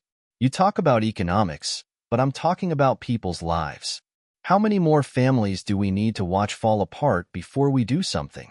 Barnes was silent for a moment before he finally spoke. I hear you, Don. I really do. But we're stuck between two extremes. There's a lot of pressure from the business community, and those guys have deep pockets. You don't realize how much they control the system until you're in the middle of it. Trump slammed his fist on the table. Then maybe it's time to break the system. We've been living in the same old cycle for decades. The rich get richer, and the rest of us are left behind. Barnes didn't reply, and Trump knew the conversation was over. The divide between them had grown wider, and Trump realized that the road ahead was only going to get harder. On the other side of the aisle, Trump had expected more support from the Democrats, particularly after his partnership with Representative Claire Foster. However, even within the Democratic Party, there was dissent. While many progressive voices backed Trump's mission, others were less eager to embrace his vision. The party was deeply divided over how far they were willing to go on wage reform and economic justice. Claire Foster, despite her strong words of support for Trump's initiative, was walking a tightrope. Her colleagues in the House and Senate were hesitant to back a proposal that could alienate powerful donors, many of whom were major corporate backers of the Democratic Party. At a meeting in Washington, Trump and Foster sat down with a small group of key Democratic legislators to strategize their next steps. I've been talking to leadership, Don, Foster began, her voice low, and I can't get a solid commitment from any of them. They're all too worried about alienating the corporate PACs. They're telling me we need to scale back the proposal, maybe just a gradual increase over the next 5 years or something like that. Trump's frustration was evident. Gradual? You want to gradually give people a livable wage? How long do you think they can wait? We need bold action now. This isn't about politics. It's about people's survival. Foster's face tightened, and she lowered her voice. I know that, Don. But we're not just up against Republicans here. We're up against an entire system of corporate influence. It's not going to be easy to get everyone on board with your plan, especially when we're asking people to make concessions that go against their donors' interests. Trump sighed, rubbing his temples. You know what? Maybe that's the problem. Everybody's too worried about their donors, too worried about keeping their power. They're not thinking about what's best for the American people. Claire shook her head. I'm not giving up, Don, but this is a battle we're not going to win overnight. We need to keep pushing, keep making noise. I'll keep talking to the progressives, and you keep rallying the people. But we have to be patient. This is a marathon, not a sprint. Trump, for a rare moment, found himself disheartened. He had thought that working with the Democrats would be easier. He had hoped that they would see his vision for what it was, a call to action for the people who had been ignored for too long. But now, it seemed like even within the party, the weight of corporate influence was too much to overcome. While the political struggle intensified, the corporate resistance was becoming even more aggressive. The business community had been watching Trump's efforts with growing concern. They knew that if he succeeded in pushing through his wage increases, it would set a precedent that could eventually affect every industry in America. As Trump continued to push his agenda, major corporations began pulling out all the stops. Big tech companies, fast food chains, and even large retail corporations like Walmart and Amazon made public statements about the potential harm of raising wages. In a series of televised ads, industry leaders warned that increasing wages would lead to job losses, higher prices, and economic instability. The ads painted a grim picture of the consequences, depicting families being forced to pay higher prices for goods and services, while businesses struggled to stay afloat. The pressure from the corporate world was relentless. Behind the scenes, Trump's team was working tirelessly to counter the narrative. They knew that the real battle wasn't just in Washington. It was in the court of public opinion. In private meetings with his fellow senators and congresspeople, Trump's former allies were walking a fine line. Senator Richard Barnes had grown more defensive, refusing to engage with Trump directly on the issue. The lobbyists from large corporations were pulling out all the stops, offering money, promises, and even threats to undermine the bill. But something had shifted. The tide of public opinion was starting to turn, and many of the senators who had once been staunchly against wage increases were beginning to waver. It wasn't just about the people who voted for them anymore. It was about the people they had ignored for so long. Trump's influence had always been about power, but now it was about more than that. It was about the strength of his movement, the will of the people. As more and more ordinary Americans made their voices heard, it became harder for the politicians to ignore them. But the question remained. Would it be enough to push through the necessary reforms, or would the corporate elites win once again? If Trump's battle with Republicans was hard, his dealings with the Democratic Party were proving to be even more challenging. While a growing faction of progressive Democrats supported his wage increase bill, the party was still deeply fractured. Claire Foster, though steadfast in her commitment to the cause, found herself struggling to maintain unity within her own party. Many Democratic leaders, especially the moderates, were hesitant to endorse the bill in its current form. They feared that a radical wage hike would alienate their traditional donors and destabilize the economy. In a tense strategy meeting in Washington, Foster found herself face-to-face with the head of the Democratic National Committee, a seasoned politician named Senator Martin Graves. "You're pushing too hard, Claire," Graves said, his voice strained. "This bill could tear the party apart. We have to think about the long-term impact, not just the immediate reaction. This isn't just a political issue, it's a strategy." "I understand the stakes, Martin, but the American people aren't interested in our long-term strategy. They're interested in now. They're tired of waiting. They want change," Foster replied, her tone unwavering. Graves shook his head. "And what if that change doesn't come in the way you're imagining? What if we push too hard, too fast, and end up losing the support of the very voters we need?" Foster didn't back down. "Then maybe it's time for the party to decide who we really stand for. The working class or the corporate donors. Because right now, the people are speaking loud and clear." Back in Washington, the pressure was reaching a boiling point. Trump had made it clear that he wasn't backing down. His rallies, his speeches, and his town hall meetings had given the working class a voice they hadn't had in decades. And the message was clear. Change was coming. But the question remained. Would it be as the discussion grew more heated? Foster realized just how deep the divisions ran. Even within the party that had traditionally championed workers' rights, there was hesitation. The corporate donors held a tight grip, and many feared the economic backlash. But Foster was determined. She knew that without a clear message of support for the working class, the Democrats would risk losing their relevance altogether. She left the meeting with a heavy heart, but her resolve was stronger than ever. The fight was far from over. Meanwhile, the corporate resistance wasn't backing down. As Trump's movement gained traction, major corporations were ramping up their efforts to thwart the wage increase bill. Television ads, social media campaigns, and lobbying efforts flooded the airwaves, warning that raising wages would result in job losses, higher consumer prices, and an economic collapse. One particular ad from a major fast food chain caught Trump's attention. The commercial featured a middle-class family sitting at their kitchen table, their worried expressions framed by the tagline, "Higher wages mean higher prices. It's your family that will pay the price." Trump seethed as he watched it. He knew that these corporations were willing to do anything to protect their bottom lines, even if it meant undermining the very fabric of the country. But this time, he wasn't just going to sit idly by. Trump decided it was time to take the fight directly to the American people. Determined to take his message to the streets, Trump and Foster launched a nationwide town hall tour. The idea was simple. Go straight to the communities hardest hit by economic inequality and give ordinary Americans the chance to speak out about their struggles. The first stop was in Detroit, a city that had once been the heart of American industry but was now grappling with the fallout from the decline of manufacturing jobs. The event was held at a local high school auditorium, and the turnout was massive. People from all walks of life packed the room, eager to voice their frustration with the system.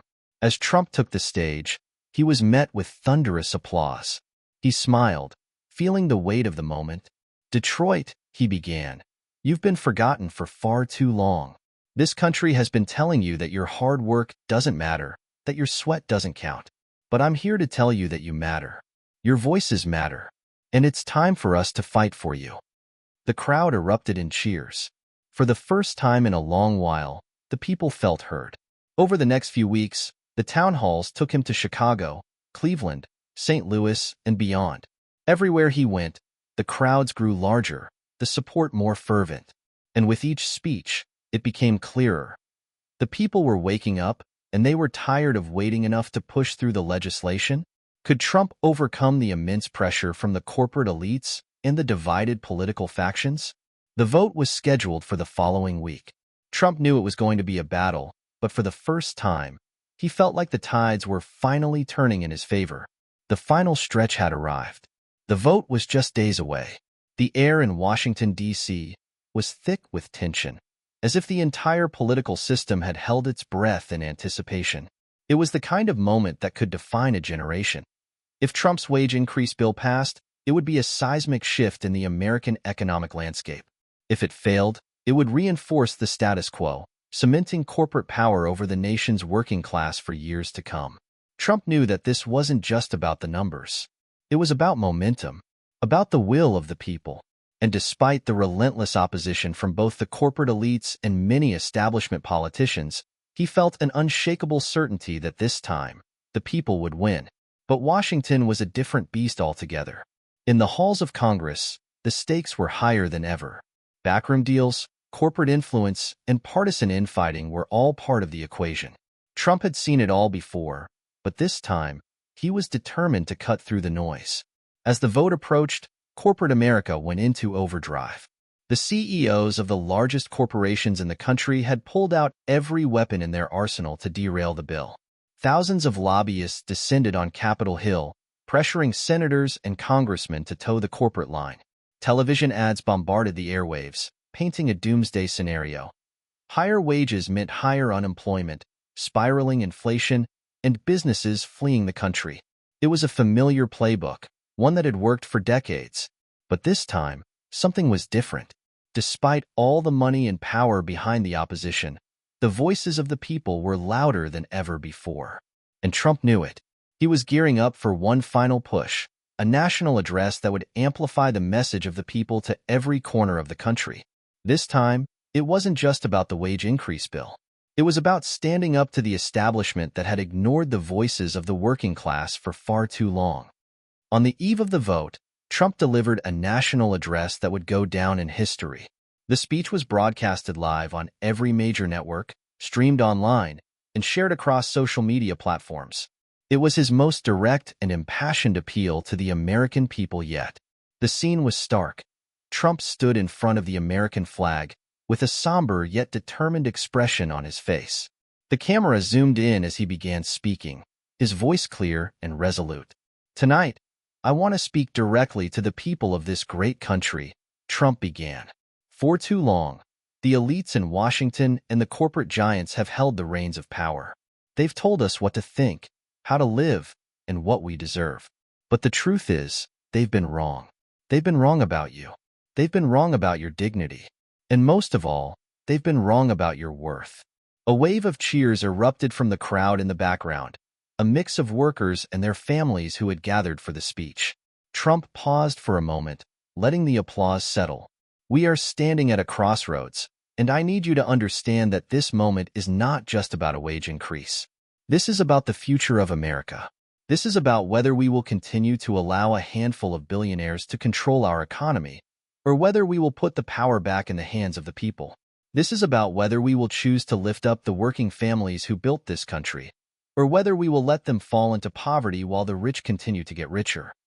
The camera panned to show the faces of ordinary Americans, families, workers, and students, nodding in agreement. Trump's words were resonating. Tomorrow, the Congress will vote on a bill that will raise wages for working Americans. A bill that will lift up the people who have been left behind for far too long. A bill that will finally give every man and woman in this country a fair shot at the American dream. Trump's tone grew more intense as he continued. "We've heard the lies from the corporate elites, the same tired excuses they've used to protect their profits at the expense of our families. They've told us that it's impossible, that it's too expensive, that it will destroy our economy. But the truth is, their system has already destroyed our economy. It's destroyed your jobs, your livelihoods, your communities. And now, we have the chance to take it back. He leaned forward, his voice quieter, but no less powerful. This is your moment. This is our moment. This is the moment we will show Washington that we will no longer be ignored. This is the moment we will take our future back. Together. As Trump finished his speech, the room erupted into applause once again. The message had been delivered. The people were ready to fight. The following day, the Senate and House were packed. It was the most anticipated vote in decades. The pressure was on, and both sides knew that this was a make-or-break moment for the future of America. The vote would take place in just hours, and the outcome was still uncertain. Trump and Foster sat in a private room in the Capitol building, waiting for the news. Both were on edge, watching the clock tick down. Foster, who had worked tirelessly to rally her fellow Democrats in support of the bill, paced back and forth. "We've done everything we can. We've convinced the progressives. We've made the case to the moderates. But those corporate lobbyists have deep pockets, and they're pulling out all the stops. It's going to be close." Trump sat quietly, his mind racing. He had done his part. He had rallied the people. Now, all that was left was the vote. At 3 p.m., the tally began. In the House, the bill faced strong opposition from both sides, but thanks to the growing grassroots movement, it passed by a slim margin. The cheers from the progressive wing were deafening, but they were tempered by the somber realization that they still had to fight the Senate. As the Senate vote began, the tension in the air was palpable. Senators filed into the chamber, and the voting process began. Trump watched from a nearby television screen, his face tight with anticipation. The final vote was read aloud by the Senate Majority Leader. On the motion to pass the Wage Increase Act of 2024, in favor, 51. Against, 49. Trump's heart stopped. He had done it. The bill had passed. The crowd outside the Capitol erupted into cheers as the news spread. The American people had won. It was a victory for the working class, a victory for those who had been ignored for far too long. The passage of the Wage Increase Act of 2024 was more than just a legislative victory. It marked the beginning of a new chapter in American politics, one where the voices of everyday people could no longer be drowned out by corporate interests and political elites. It was a powerful reminder that when the people rise up and demand change, nothing can stop them. Trump, standing on the steps of the Capitol, looked out at the sea of faces. He had won the battle, but the war was far from over. There would be more struggles ahead, more battles to fight. But for now, he could take a moment to savor the victory. The people had spoken, and they had won. What do you think? With the passage of the Wage Increase Act, the battle is over, but the journey is just beginning. Can this victory be sustained in the long term, or will corporate elites find new ways to undermine it? And what's next for Trump and his movement? Share your thoughts in the comments below. Trump nodded, his eyes narrowing in thought. We've done the hard work on the ground. Now we've got to make sure the people's voices are heard in every courtroom. Olivia was confident. She had handled high-profile cases before, but this was different. The scale of the challenge was unprecedented, and they had to ensure they didn't get bogged down in legal wrangling while the clock was ticking. Meanwhile, Trump's campaign advisors were preparing for the next stage, ensuring the public didn't lose faith in the cause. They knew the importance of keeping the people engaged, involved, and ready to fight. The corporate resistance wasn't just in the courts, it was also on the airwaves. The corporate-backed media outlets were flooding the public with dire warnings. Every day, there were stories about the dangers of the wage increase law, about how it would destroy small businesses, send jobs overseas, and lead to catastrophic inflation.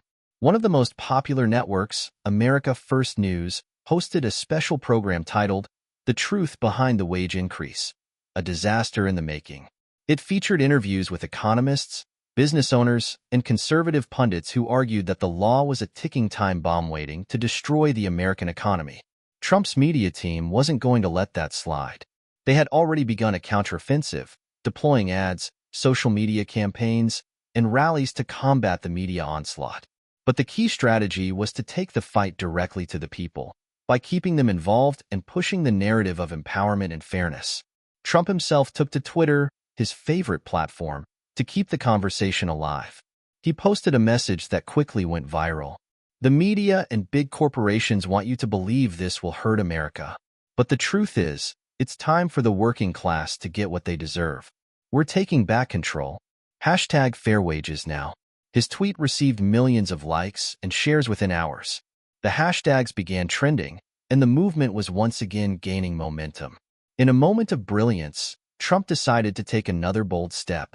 He announced a new nationwide rally, this time in Washington, D.C., in front of the Capitol. The event would not only be a show of solidarity with the working people, but also a powerful message to the corporate elites that they would not back down. On the day of the rally, the streets of Washington were packed with supporters from all over the country. People had come in buses, trains, and cars to make their voices heard. Trump had promised a rally unlike any other, a rally that would shake the very foundation of the establishment. When he took the stage, the crowd erupted into applause. The energy was unlike anything he had experienced before. For the first time in his political career, it wasn't just about his policies or his platform. It was about the people who had believed in him, who had followed him, and who had fought alongside him. Today, we are here to remind the elites, the corporations, and the politicians that we will not be silenced. Trump began, his voice carrying across the crowd. They think they can stop us. They think they can scare us into submission. But we are the American people. We are strong, we are united, and we will not back down. The crowd roared in agreement, waving signs and chanting slogans like, "Fair wages now," and "The people's voice matters." Trump continued, "This is not just about a wage increase. This is about the future of our children, the future of our communities, and the future of this great nation. The corporations may have money and power, but we have something far stronger. We have each other." He paused, letting the words sink in.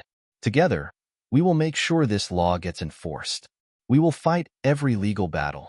And we will win, because we are doing what's right for America. And when we win, the whole world will know that the American people can never be ignored again." The rally was a massive success. The energy was palpable, and the press couldn't ignore it. As the news outlets broadcast the speeches, the hashtags exploded across social media, forcing the media to cover the event. The momentum was on Trump's side. The corporate elites might have tried to undermine the law in the courts and the media, but the people were not backing down. As the rallies continued and the legal battles intensified, something else began to shift: the 2024 Senate races.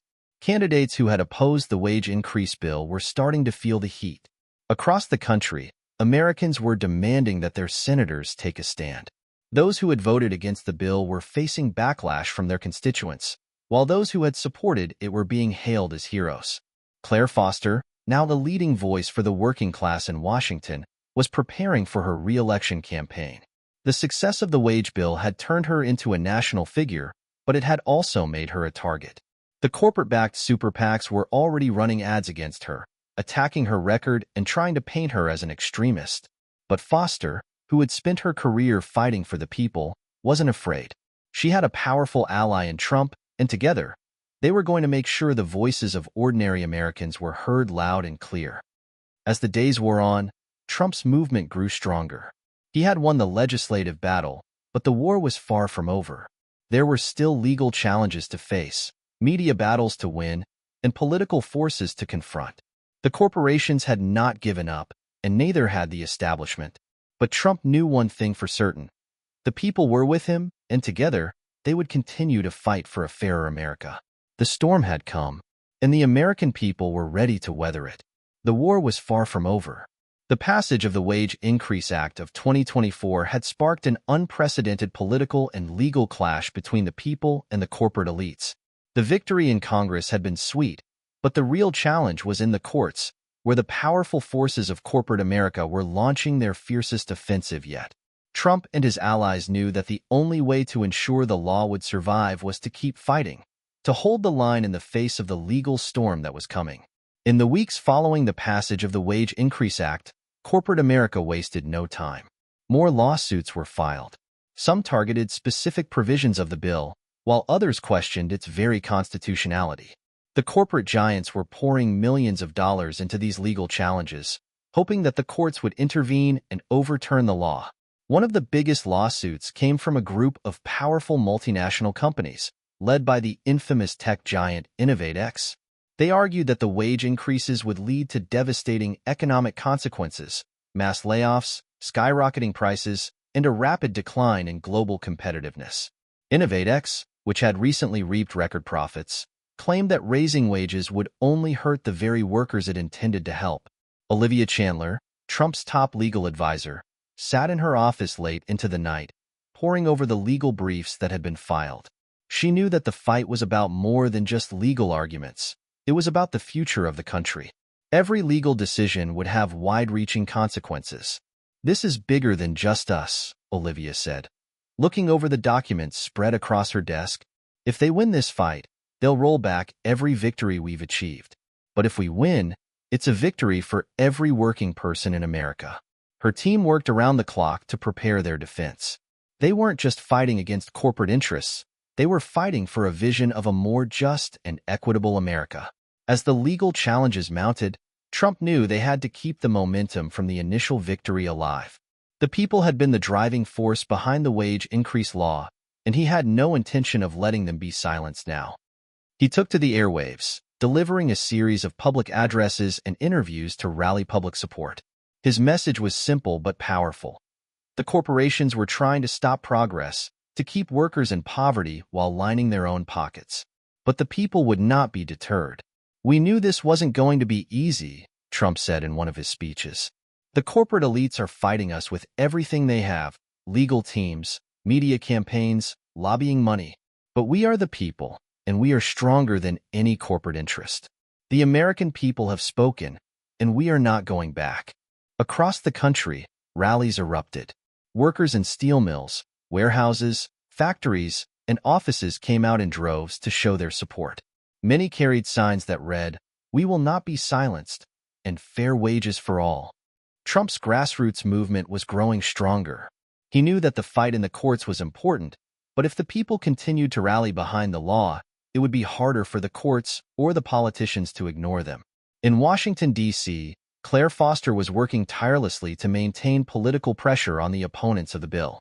As a leading advocate for the Wage Increase Act, she knew that this was a defining moment in her career.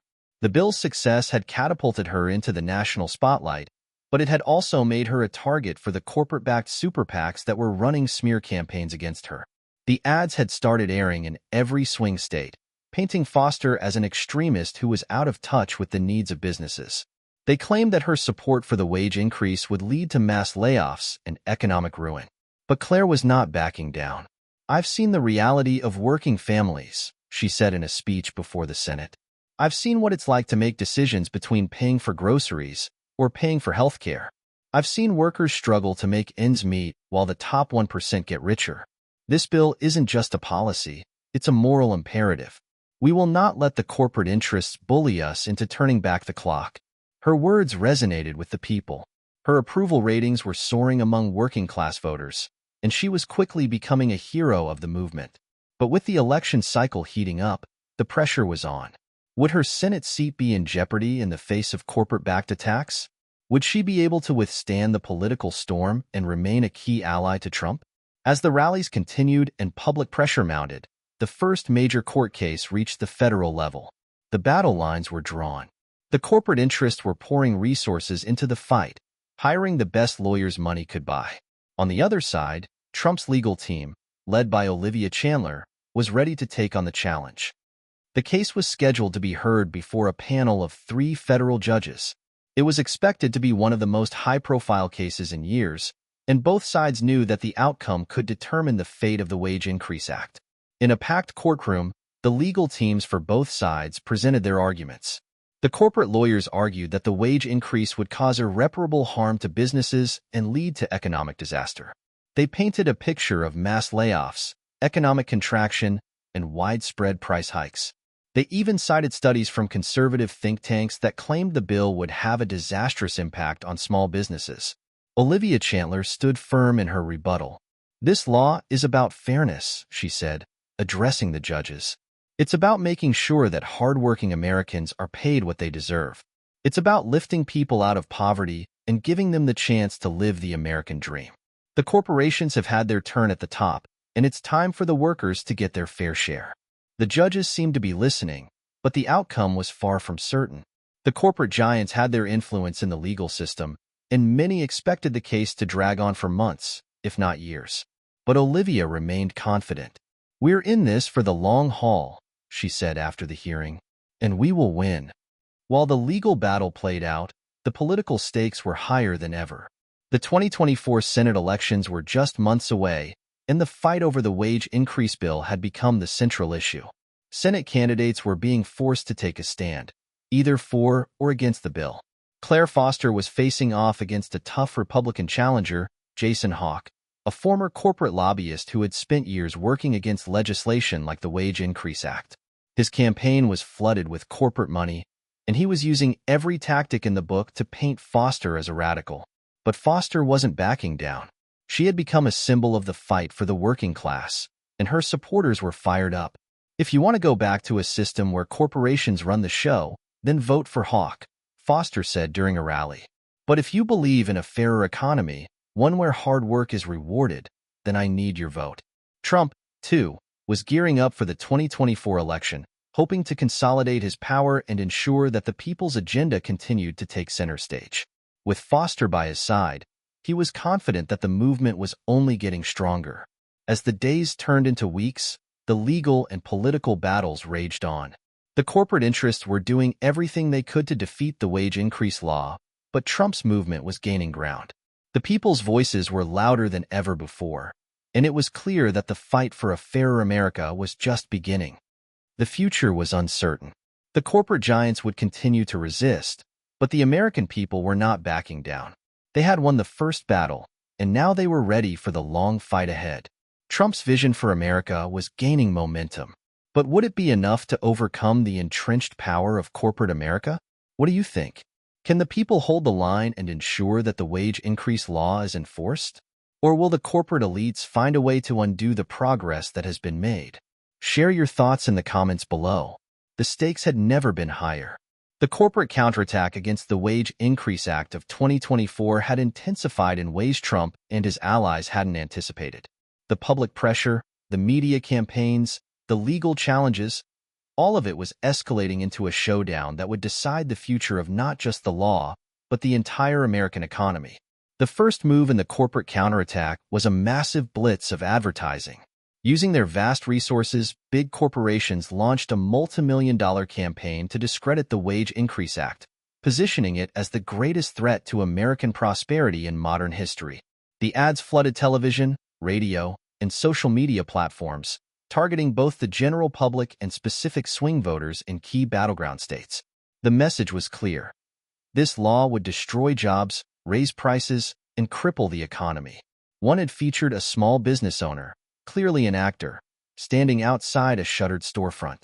"I had to lay off my entire staff because of this law," the man said with a somber look. "It's not just me. Thousands of small businesses are going under. This bill was a disaster." Another ad was more sensational, showing a giant factory with rows of assembly lines grinding to a halt, the workers looking confused and nervous as a giant red stamp labeled "Failed Economy" slammed down across the screen. The corporate-backed media outlets, many of whom had already been skeptical of the law, began to echo these fears. The Wall Street Journal, Fox Business, and even some once liberal outlets, now under pressure from their advertisers, published op-eds questioning whether the bill would ultimately lead to economic collapse. "Can America afford this?" one headline read. "The Wage Increase Act and the End of Small Business." It was a relentless campaign designed to plant seeds of doubt in the minds of voters. The narrative that had been gaining steam among Trump's supporters, the idea that the American people were on the verge of reclaiming power, was now under direct attack. Trump was not one to back down in the face of adversity. If anything, this was the fuel he needed to keep the movement alive.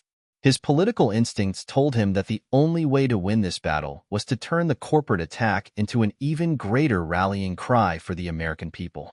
He didn't wait for his team to craft a response. Instead, he went straight to the people. "I've seen these ads. They're lies, folks. Plain and simple, Trump said in his usual commanding voice during a live-streamed address from his Mar-a-Lago estate. The big corporations are scared. They're scared because they've been getting away with paying workers peanuts for decades.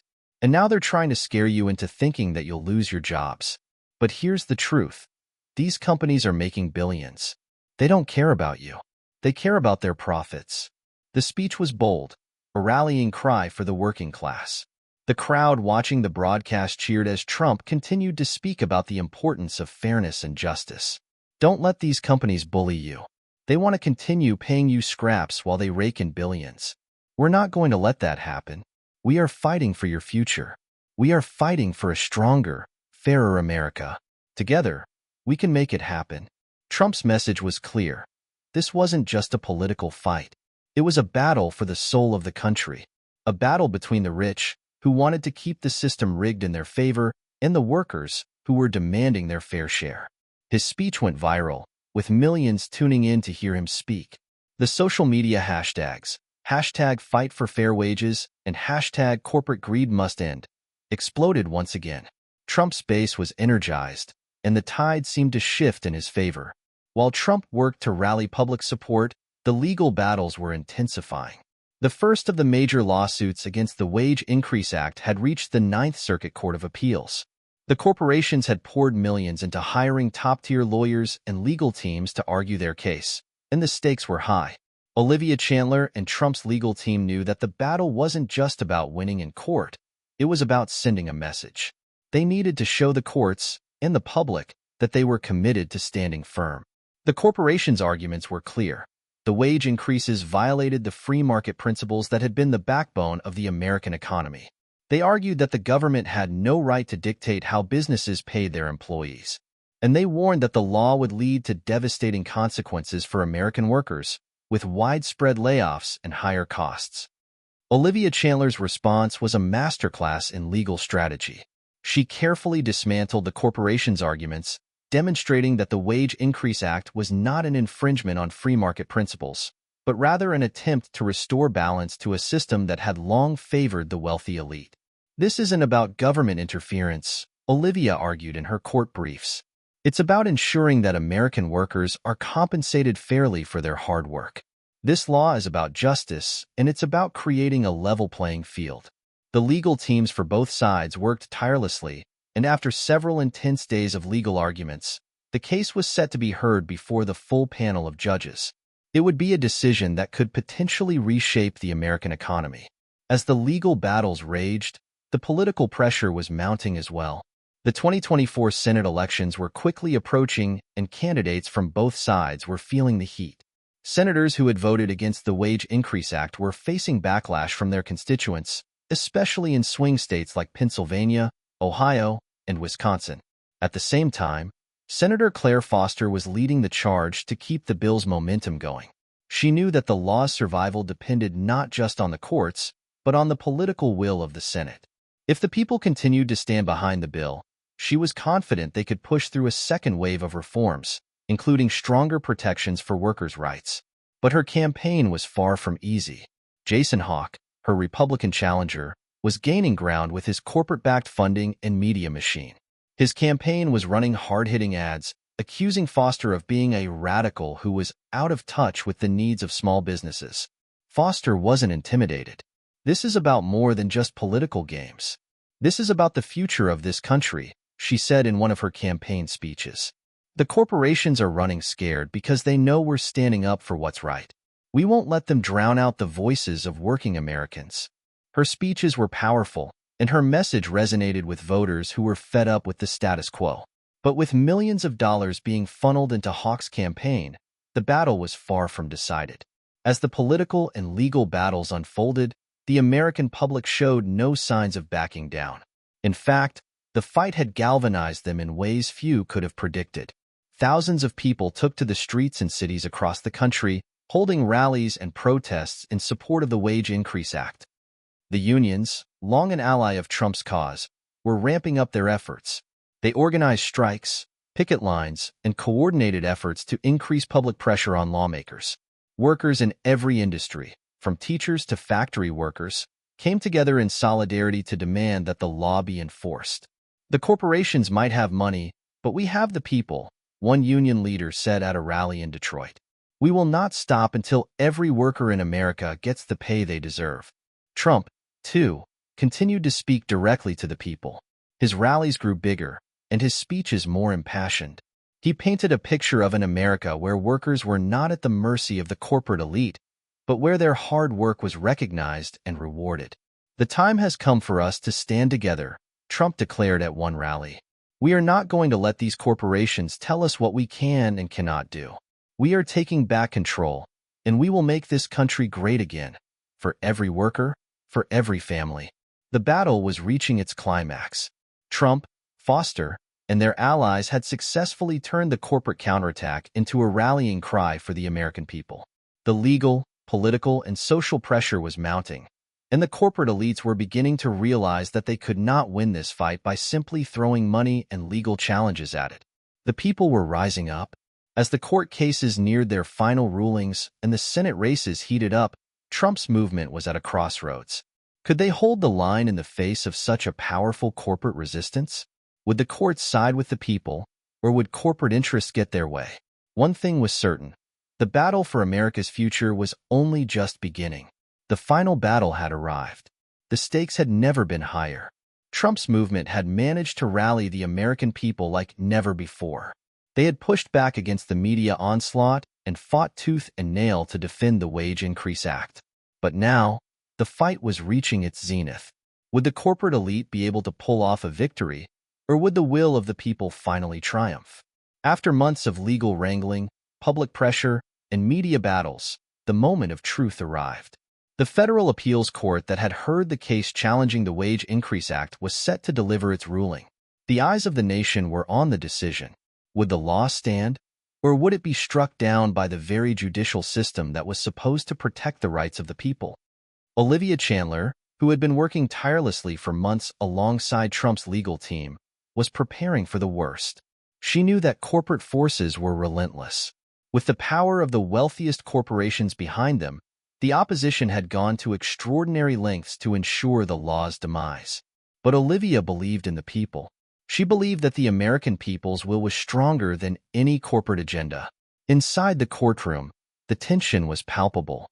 The three judges, two of whom had been appointed by conservative presidents, had been carefully weighing the arguments. The room was silent as the chief judge stood up to announce the decision. The moment the decision came, it was like a thunderclap. The court has ruled in favor of upholding the Wage Increase Act of 2024. The law is constitutional and stands. A stunned silence followed. Then, the room erupted into a mixture of cheers and disbelief. On one side, Trump's legal team breathed a collective sigh of relief, while on the other, the corporate lawyers looked shell-shocked. The verdict was a massive victory for the people and a crushing defeat for the corporate interests who had fought so hard to overturn the law. The news spread like wildfire. Across the nation, working-class Americans celebrated their hard-earned victory. Trump's supporters, who had rallied behind him from the beginning, erupted in jubilation.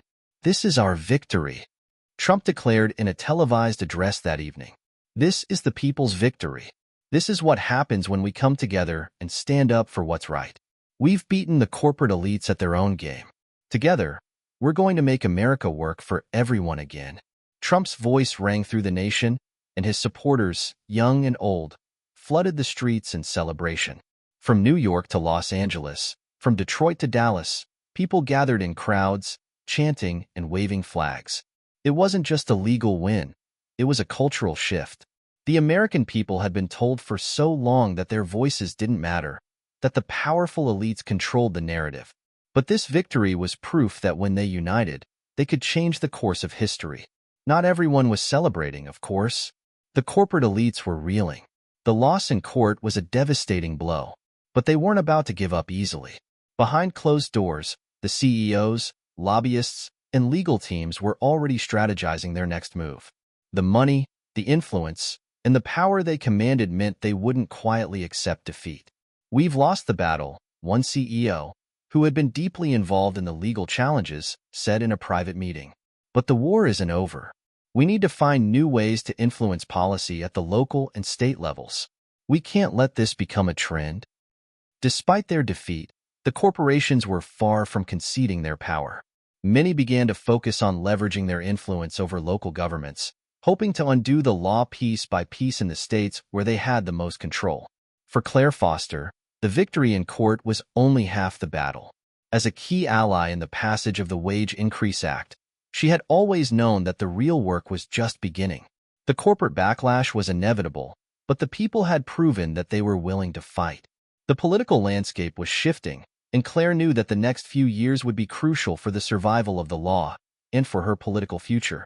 The Senate race was approaching, and Claire's seat was now more important than ever.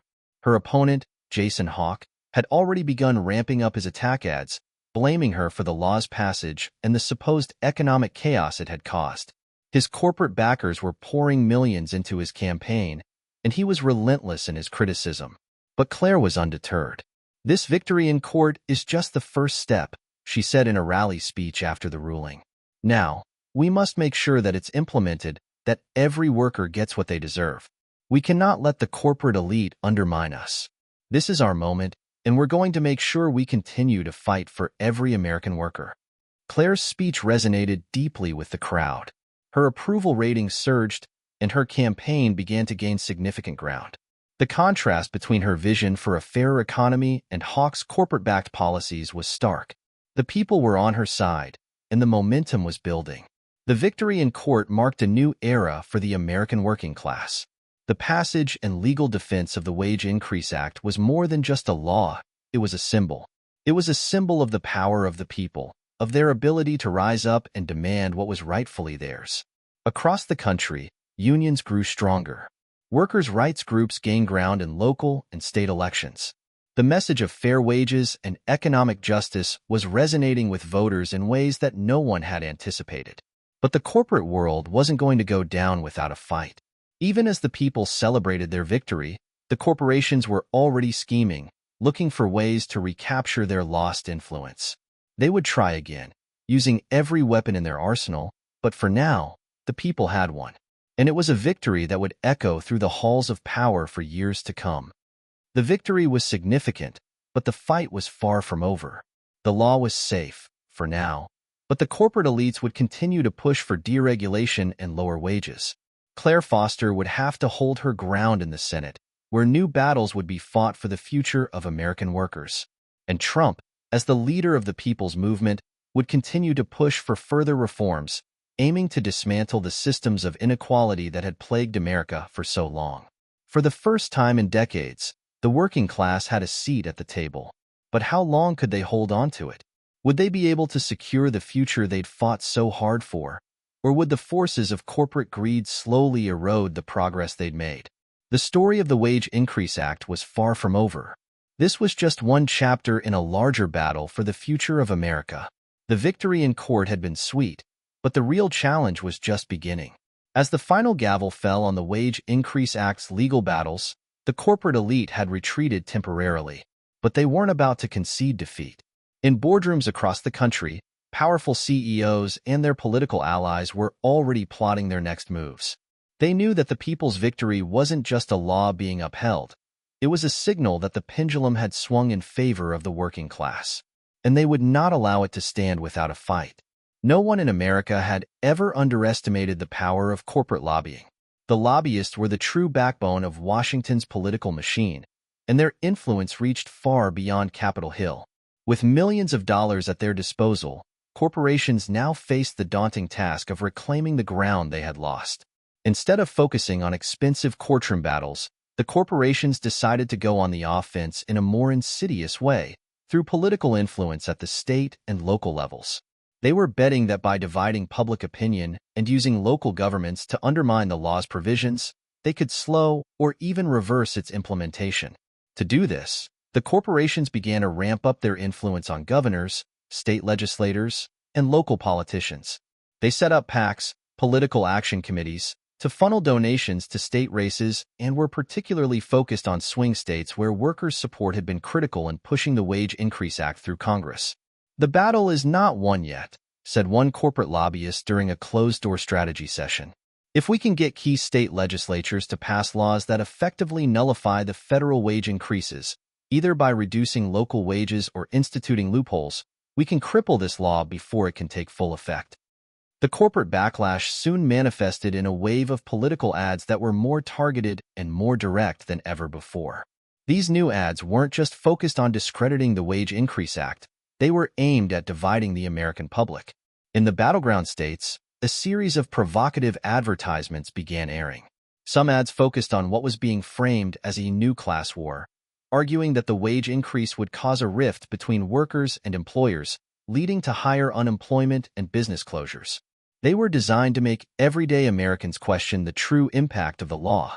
One such had featured a family-owned restaurant owner, again, clearly an actor, who tearfully explained how the wage increase had forced her to lay off most of her staff. "I had to fire people who've worked here for years," the woman said with a broken voice. "And it's all because of this new law. We're just trying to survive.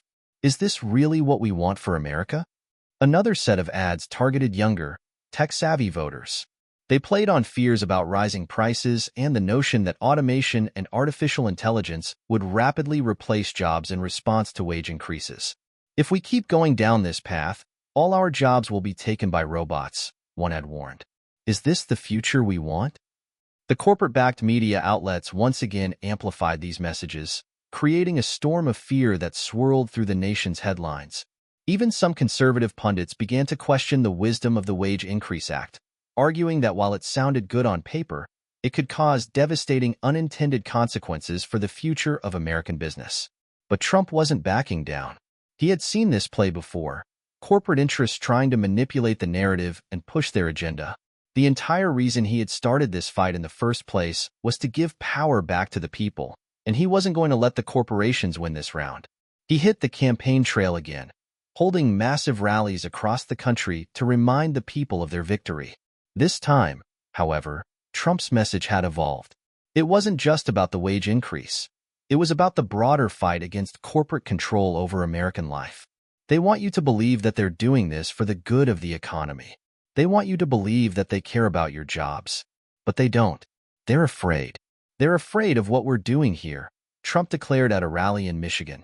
They're afraid that you're waking up, that you're starting to realize that it's time to take back what's yours. And we're not going to let them win.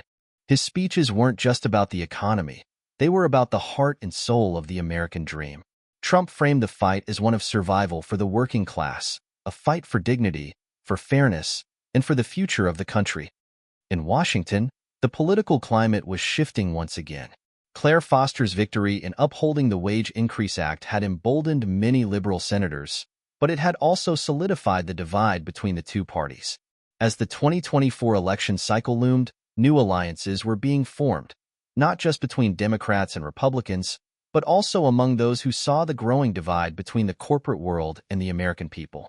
Foster, now a rising star in the Senate, found herself at the center of a new political coalition.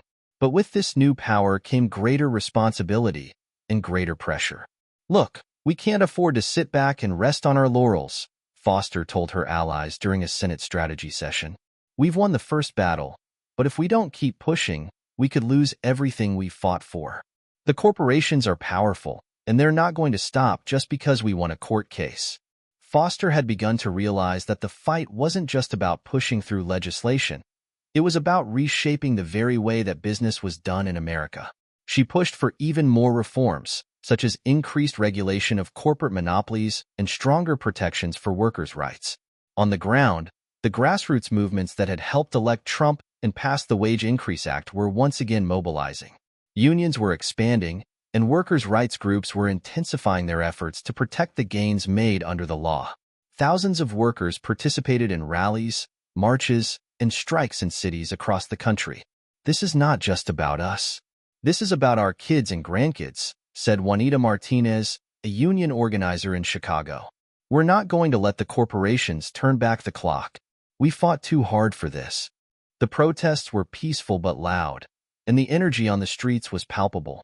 People were united in their cause, and they weren't afraid to stand up for what they believed in. The law, for them, was more than just a wage increase. It was a symbol of something much bigger: the fight for a fairer, more equitable America. As the summer of 2024 wore on, the political battle reached a boiling point. Trump continued to rally his base. Claire Foster fought tooth and nail to preserve the integrity of the law, and the corporate elites launched their final offensive to reclaim power. Would the people's movement survive the next wave of corporate resistance? Would the Wage Increase Act continue to stand, or would the powerful forces that had been pushed back begin to gain ground once again? The next few months would determine the fate of the American worker and the future of the nation itself. The country was on the brink. The political, economic, and cultural forces that had clashed over the Wage Increase Act were gathering for one last, decisive confrontation. The question was no longer whether the law would be implemented. It was about whether the spirit of the movement that had fueled its passage could endure the crushing weight of corporate resistance. Could the people maintain their power, or would the elite class find a way to reclaim their control? With the 2024 election cycle now in full swing, the stakes had never been higher. President Trump, the populist leader who had sparked the movement for a living wage, was facing a fierce re-election challenge. His primary opponent, Governor Rachel Harding, was a seasoned politician backed by the corporate elite. Harding's campaign was well-funded, and her ties to big business ran deep. She had one clear goal: to reverse the gains the working class had fought so hard for. "Under my leadership, we'll create jobs, but we won't raise wages to unsustainable levels," Harding promised in her campaign speeches, echoing the corporate-backed talking points. "We need to make America competitive again, not just in terms of business but also in terms of its future." Her rhetoric was smooth, calculated, and designed to appeal to the middle class while demonizing the very laws that had empowered workers. She framed the Wage Increase Act as a direct threat to American business, portraying Trump's populist movement as a populist mistake. She used fear tactics, warnings about inflation, job loss, and the risk of economic collapse. To her, the real enemy wasn't the corporate elite. It was the working people who had dared to fight back. On the other side, Trump's rallies continued to swell in size, with working-class Americans and grassroots activists coming together in solidarity. His message had not changed, but it had only grown more forceful. His supporters rallied around him not just because of the promises of better wages, but because they felt like they were part of something bigger, a fight for the soul of America. "This is about more than just the economy," Trump declared at a packed rally in Ohio. "This is about restoring the American dream. This is about showing the world that the American worker is not a pawn, that we will not be silenced, and that we will take our place at the table." The election would be more than a contest for the presidency. It was a referendum on the future direction of the nation. Would the people continue to push for higher wages, fairer working conditions, and a new economic order? Or would the forces of corporate power regain the upper hand and put America back on a path of deregulation, wage suppression, and corporate dominance? As the election heated up, so did the battle for control over the narrative. Corporate media outlets, already deeply invested in the Anti-Wage Increase Act campaign, continued to churn out stories designed to stoke fear and uncertainty. Every rise in prices, every small business closure, and every job loss was reported as the inevitable result of the law, reinforcing the idea that the Wage Increase Act was a failure. But the people weren't buying it. Counter-narratives emerged, fueled by social media, independent outlets, and the grassroots activists who had helped push the Wage Increase Act to success in the first place. Videos of workers praising the law for giving them dignity, better living conditions, and hope for the future went viral. Testimonies from small business owners who had benefited from the increase in wages and the surge in consumer spending started to appear online. "Look, I was skeptical at first," said Juanita Martinez, a small business owner in Detroit. "But after the wage increase passed, my customers had more money to spend. My workers are happier, more productive, and more loyal. I've seen a positive change in my business that I didn't think was possible." On Twitter, Facebook, and TikTok, the hashtag #PeopleOverProfit gained traction, and with it came an army of young, passionate supporters who began organizing marches, protests, and online campaigns. It was a fight for the soul of America, a battle for who got to decide the future of the country. In Washington, Claire Foster, the Senate leader who had championed the Wage Increase Act, found herself on the front lines of a new battle. The corporate elites were now lobbying harder than ever to regain control, and the Senate had become the battleground for the law's future. Senators on both sides of the aisle were feeling the pressure. Every vote counts now, Foster told her closest advisors in a late-night meeting in her office. We cannot afford to let them win this. We've come too far. The people have spoken, and it's our job to make sure their voices are heard in Washington. But it wasn't just the corporations that were putting up a fight. Some members of Foster's own party, moderate Democrats who had been swayed by corporate donations, were starting to waver. They were listening to the fear-mongering about economic collapse, and some were even considering rolling back key provisions of the Wage Increase Act in exchange for corporate-friendly tax cuts or deregulation. Foster knew the stakes were too high. She began to rally her colleagues, building a coalition of progressive senators who would stand firm on the law and demand even more protections for American workers. "I'm not going to back down," Foster said in an impassioned speech on the Senate floor. "This is the moment we've been waiting for. This is the fight of our lives. We can't let the corporations come in and take everything we've worked for. The American worker deserves better, and I'm going to fight for them." Behind the scenes, the corporate elites weren't taking this fight lying down. The wealthiest CEOs and their lobbyists had not only deepened their financial investments in Harding's campaign, they were making backroom deals with other political leaders who had previously been more neutral on the issue. They were organizing super PACs, running negative ads, and using every tool at their disposal to sway public opinion. And they had one powerful ally: the media. The corporate media machine intensified its efforts to paint Trump and Foster as out-of-touch populists who had endangered the economy with unrealistic policies. They painted Harding as the pragmatic leader who would restore balance and return America to greatness by empowering business to thrive. But no one had anticipated the full force of the people's response. The final days of the election cycle were a whirlwind. Trump, ever the showman, organized a rally that would go down in history as one of the largest political events ever held. It was a sea of people, young, old, blue-collar, white-collar, workers, families, and activists. They came not just for Trump, but for the cause he had ignited. The rally was held in Pennsylvania, a crucial swing state, and it was packed with tens of thousands of supporters. Trump took the stage with his characteristic bravado. "This is it, folks. This is the moment. The moment when we tell the elites that they don't control us anymore. The moment we tell them that we are America, and we will not be silenced." Trump roared. "This is our last chance to make sure our kids and grandkids have the same opportunities we had, if not more. We're not giving up now." The crowd erupted into cheers, chanting his name. The energy was electric, and it felt like a tidal wave was building, one that could sweep away the old systems of power. As Election Day approached, the tension in the country reached a fever pitch. It wasn't just an election. It was a defining moment for the future of America. The corporate forces were lining up behind Harding, throwing everything they had into the battle. But the people were fighting back harder than ever. Would the movement survive? Would America's working class finally take its place at the table, or would corporate power once again rewrite the rules of the game? The polls were too close to call.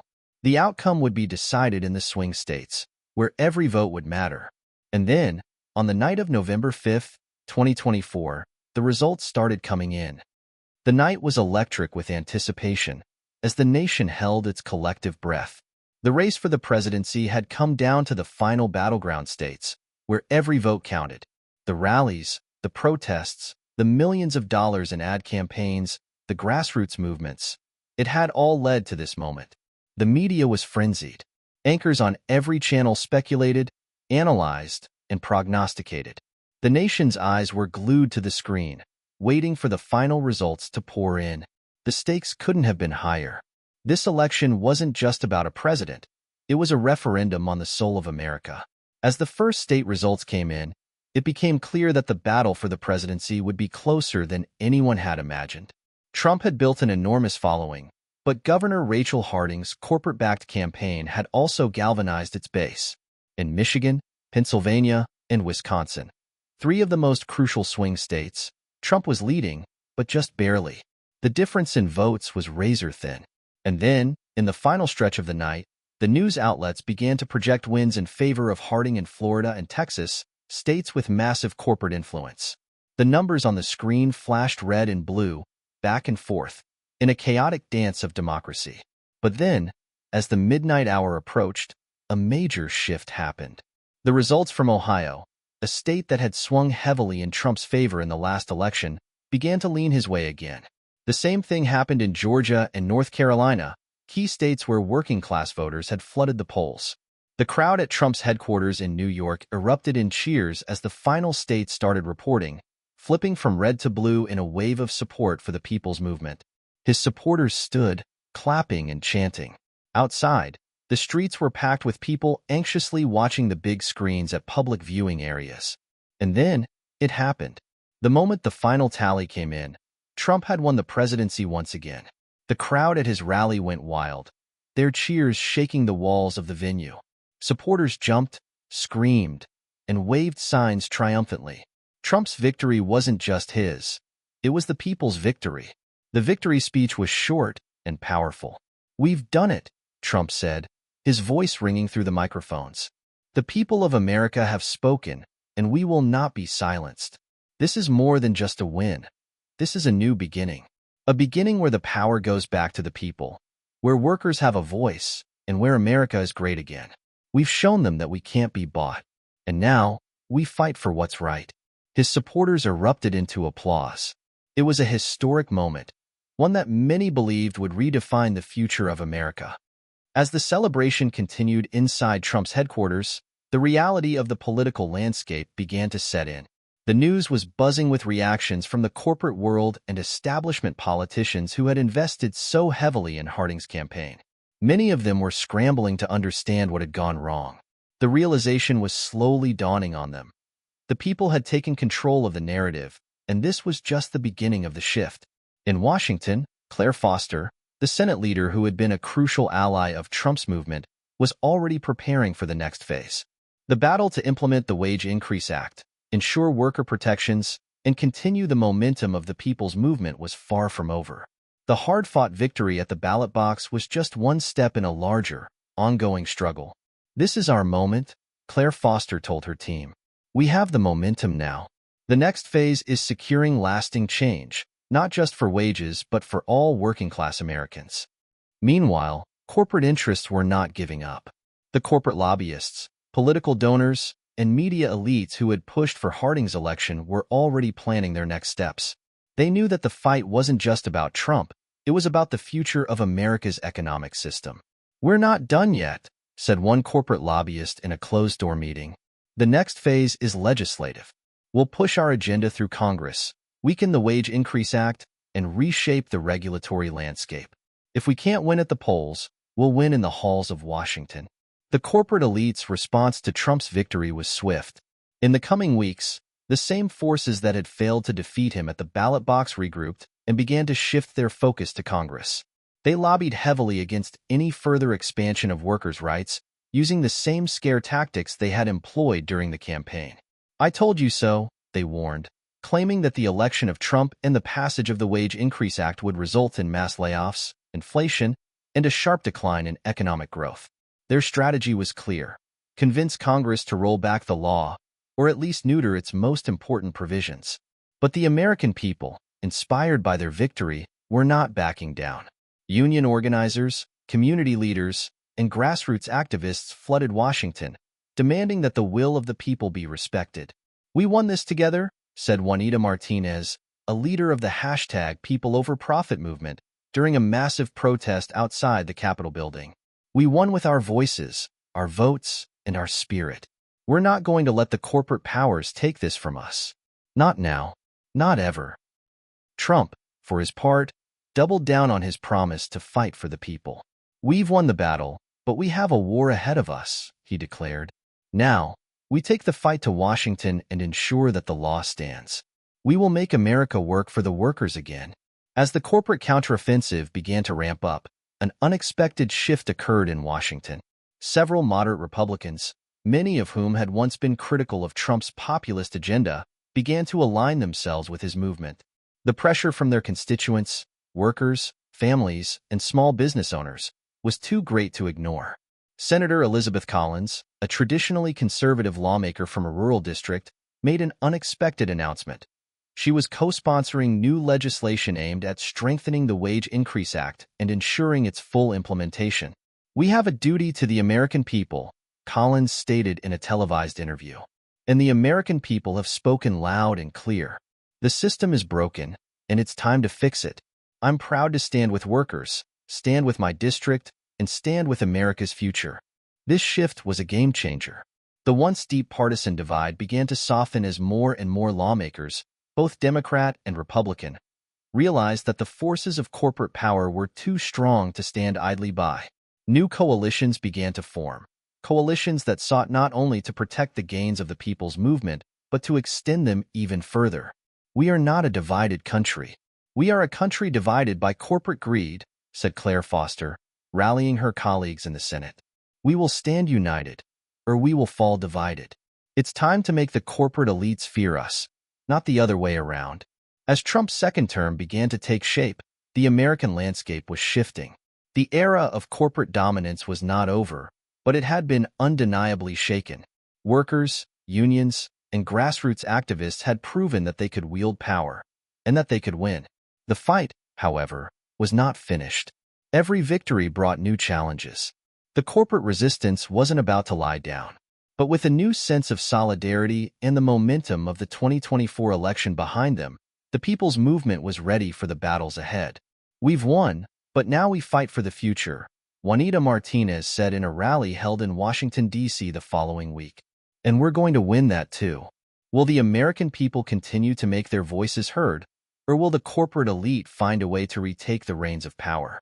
The fight for America's future is just beginning, and there are many more battles ahead. The election was over. Trump had won, but the victory was only a battle in a much larger war. The true test of the people's movement had just begun. Now that the corporate forces had regrouped, it was time for the new administration to defend the Wage Increase Act from those who sought to dismantle it. The battle lines were drawn, and every victory was hard-won. The stakes were higher than ever. Washington, D.C. was a battleground. On one side, the corporate elite was amassing their forces, lobbyists, special interest groups, and big-money donors, working tirelessly behind the scenes to push back on the Wage Increase Act. On the other side, the People's Movement, a coalition of unions, working-class families, and progressive lawmakers, were gearing up for the next round of fights in Congress. In the Senate, Claire Foster and her allies knew that the upcoming votes on the Wage Increase Act would be pivotal. Despite Trump's victory, the road ahead was not smooth. The corporate lobbyists had been busy. Their plan, to weaken the law's provisions, focusing on the tax incentives for big businesses, the mandatory wage increases, and the new regulations around employee benefits. They're coming at us with everything they've got, Claire Foster told her staff late one night in her Senate office. We've won the battle in the election, but the real fight is right here, in these halls. We need to make sure the people's voices are heard. This is their victory, not the corporations. Foster's office was filled with advisors, union leaders, and grassroots activists. They were already strategizing for the upcoming legislative battle. In a meeting that lasted for hours, they discussed what the next steps would be, gathering more support from moderate Republicans who had been swayed by the election results, mobilizing public support through rallies and protests, and most importantly, pressuring the Senate to hold firm against the corporate lobby. Across the aisle, some moderate Democrats, who had been hesitant to fully embrace the Wage Increase Act in the past, began to waver. The corporate resistance was strong, and many of them feared backlash from their donors. Senator Daniel Howell, a moderate Democrat from a swing state, was at the center of the fight. He had always been seen as someone who would vote with the corporate interests on the key issues. His vote would be crucial. We need to make sure that we don't lose any more ground, said Juanita Martinez, one of the key leaders of the #PeopleOverProfit movement, as she stood outside the Capitol building, organizing another large rally. If Senator Howell and others like him get away with rolling back the Wage Increase Act, it will be a setback for every working-class family in this country. We can't afford to go backwards. And the people were watching. They weren't just watching the Senate, they were mobilizing. Across America, the people were organizing. In major cities like New York, Chicago, and Los Angeles, protests and marches erupted in support of the Wage Increase Act. But this time, the rallies were different. They were not just about advocating for a single policy. They were about sending a powerful message that the people had taken control of the political process. It was a new era of activism, driven by the very people who had been left behind for decades. At one of the largest rallies in Washington, D.C., Juanita Martinez spoke passionately to the crowd. "We're not just fighting for wages," she said. "We're fighting for our dignity. We're fighting for a country where every worker gets paid what they deserve, where every worker has the right to health care, paid leave, and a living wage. We are the people, and we will not be silenced." The crowd roared in approval. It was the loudest the Capitol had heard in years. It wasn't just workers who were speaking up.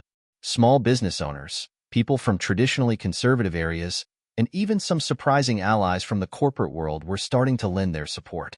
They spoke about how the Wage Increase Act had brought an influx of money to their businesses, as workers had more disposable income to spend.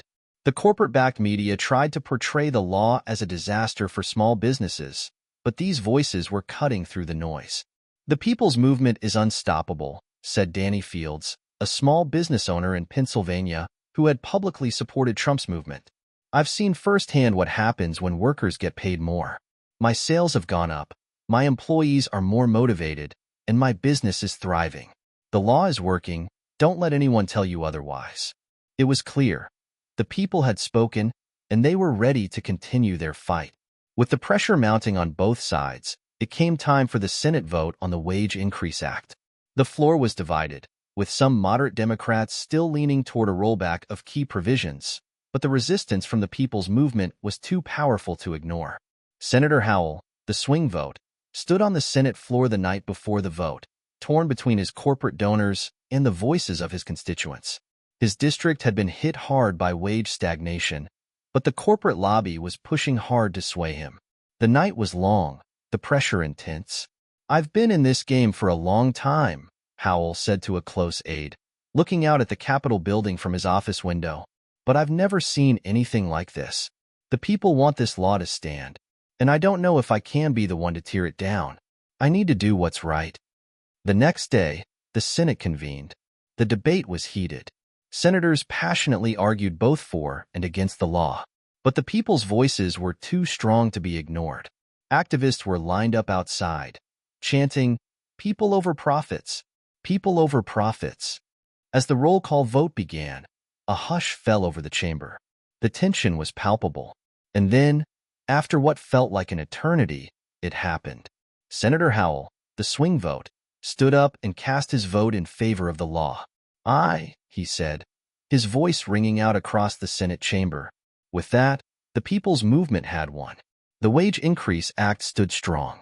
The room erupted in applause, but the victory was tempered by the realization that this was just one battle in a larger, ongoing war. The victory in the Senate was a monumental step forward, but the battle for America's future was far from over. Trump's administration, emboldened by the people's movement, now had the mandate to continue pushing for changes that would benefit workers, families, and small businesses. The corporations had been dealt a major blow, but they were far from giving up. Across the country, the people were feeling more empowered than ever. They had won a critical victory, and the momentum was only growing. "This is our time," said Claire Foster, as she stood before a crowd of supporters in Washington. "We've shown that when we stand together, when we demand justice, we can change the course of history. But the fight is far from over. We'll continue to defend the Wage Increase Act and fight for a future where America works for everyone, not just the rich." For now, the people's victory was secure, but only time would tell whether they could maintain their power, fight off the corporate elites, and build a future where the American dream was available to all. With the Senate vote on the Wage Increase Act now behind them, Trump's administration had successfully secured a key victory for working-class Americans. But as any seasoned political strategist would tell you, the real work was just beginning.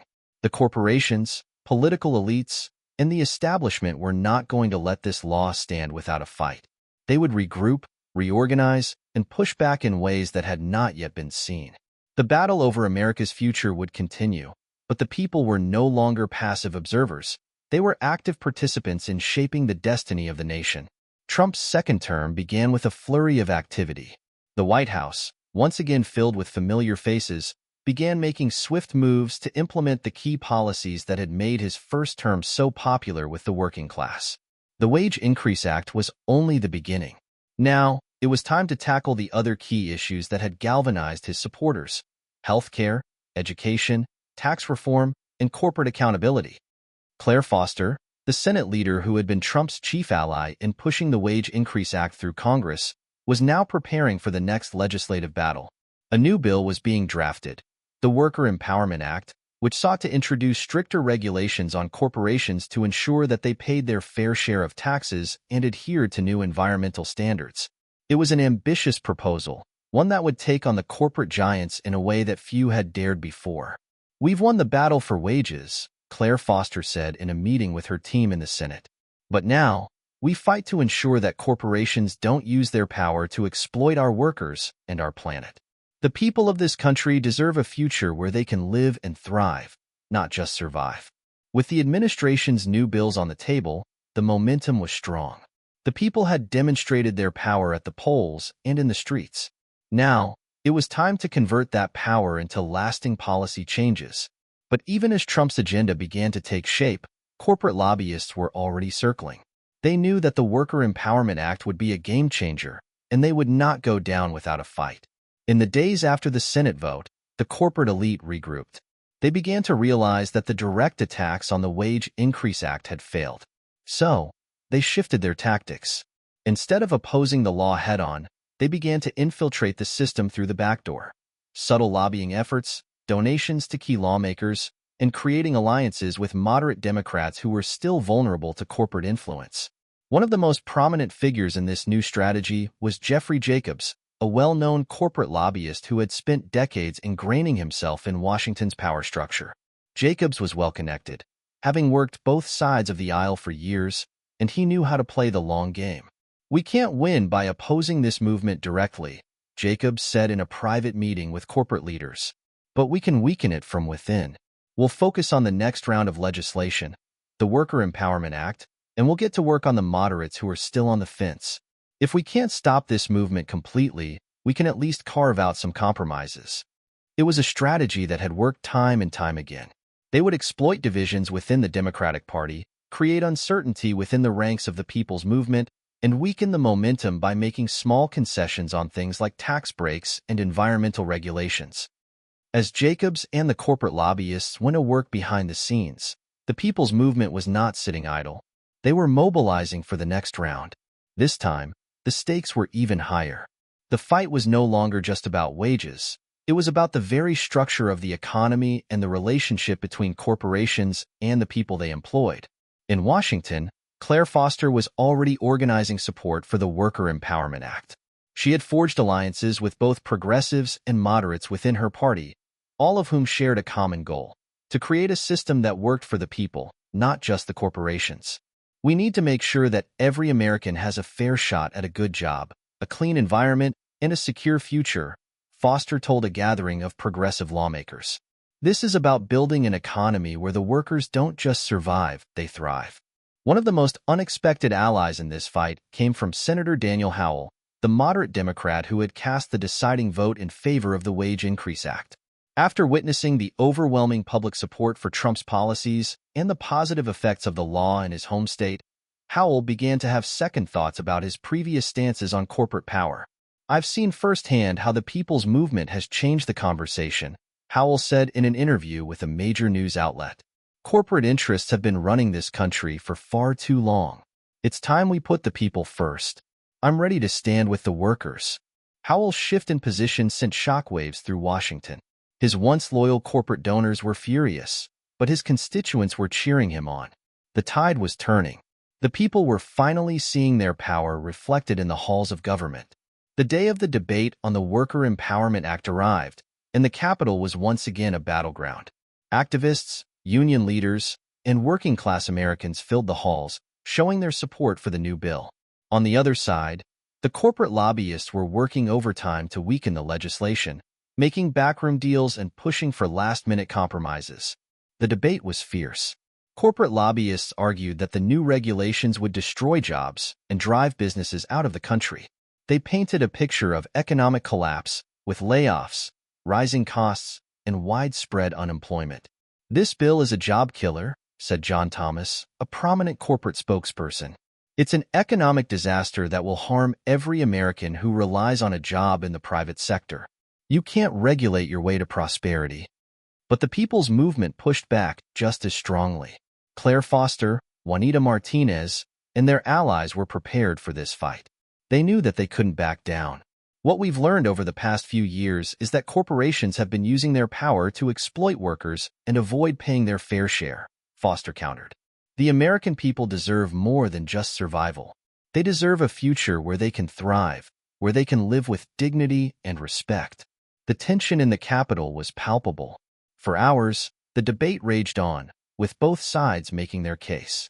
It was clear that this was not just a debate over policy, it was a debate over the future of America. When the vote finally came, it was once again a nail-biter. The Senate chamber was filled with suspense as the roll call began. Every vote counted. The fate of the Worker Empowerment Act rested in the hands of a few key senators, moderates who had been on the fence, unsure of which way to vote. But as the votes were tallied, the outcome became clear. The Worker Empowerment Act passed by a narrow margin. The people's victory had been secured once again.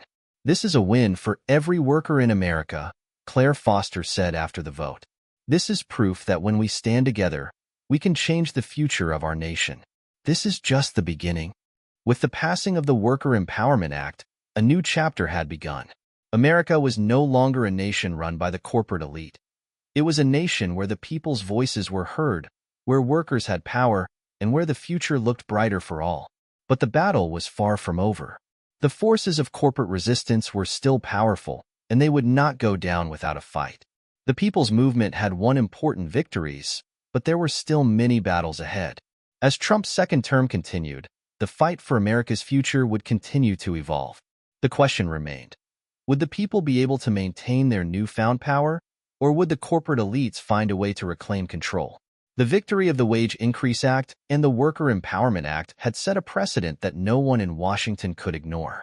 The people's movement, once considered a fleeting force, had now become an undeniable power, capable of shifting the very foundations of American politics.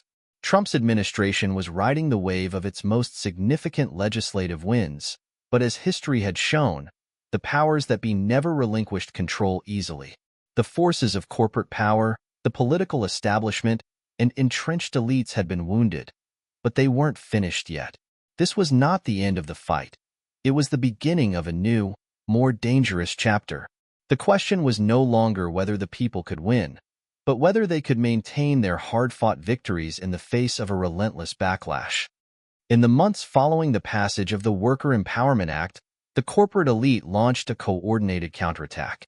With the law's provisions in full swing, many corporations were now scrambling to adjust to the new regulations, wage increases, and tax hikes.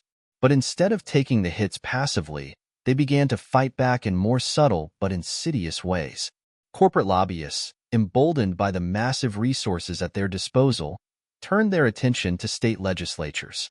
They knew that while they had lost the battle in Washington, there were still weak spots, state-level governments that could undermine the new laws through loopholes, preemptive strikes, and new forms of legislation designed to weaken the federal law's impact.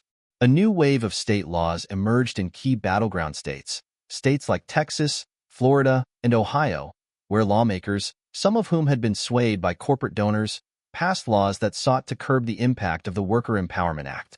These included tax cuts for big businesses, restrictions on union activities, and loopholes in the wage increases, allowing companies to pay workers less than the new federal minimum wage under certain conditions. The corporate media, which had initially tried to discredit the Wage Increase Act, now shifted gears, focusing on highlighting the negative consequences of these new laws in places where corporate-backed legislation had taken hold. Stories of businesses struggling and laying off workers started to dominate the airwaves. The media's messaging aimed to plant seeds of doubt in the minds of everyday Americans, suggesting that maybe the people had gone too far, that maybe the law had unintended consequences that were harming the economy. At the same time, former allies of the people's movement, some moderate Republicans, vulnerable Democrats, and even certain progressive factions, began to retreat. Their initial support for the Wage Increase Act had been driven by pressure from the public, but now, as the narrative about economic collapse took root, they began to question whether they had made the right choice.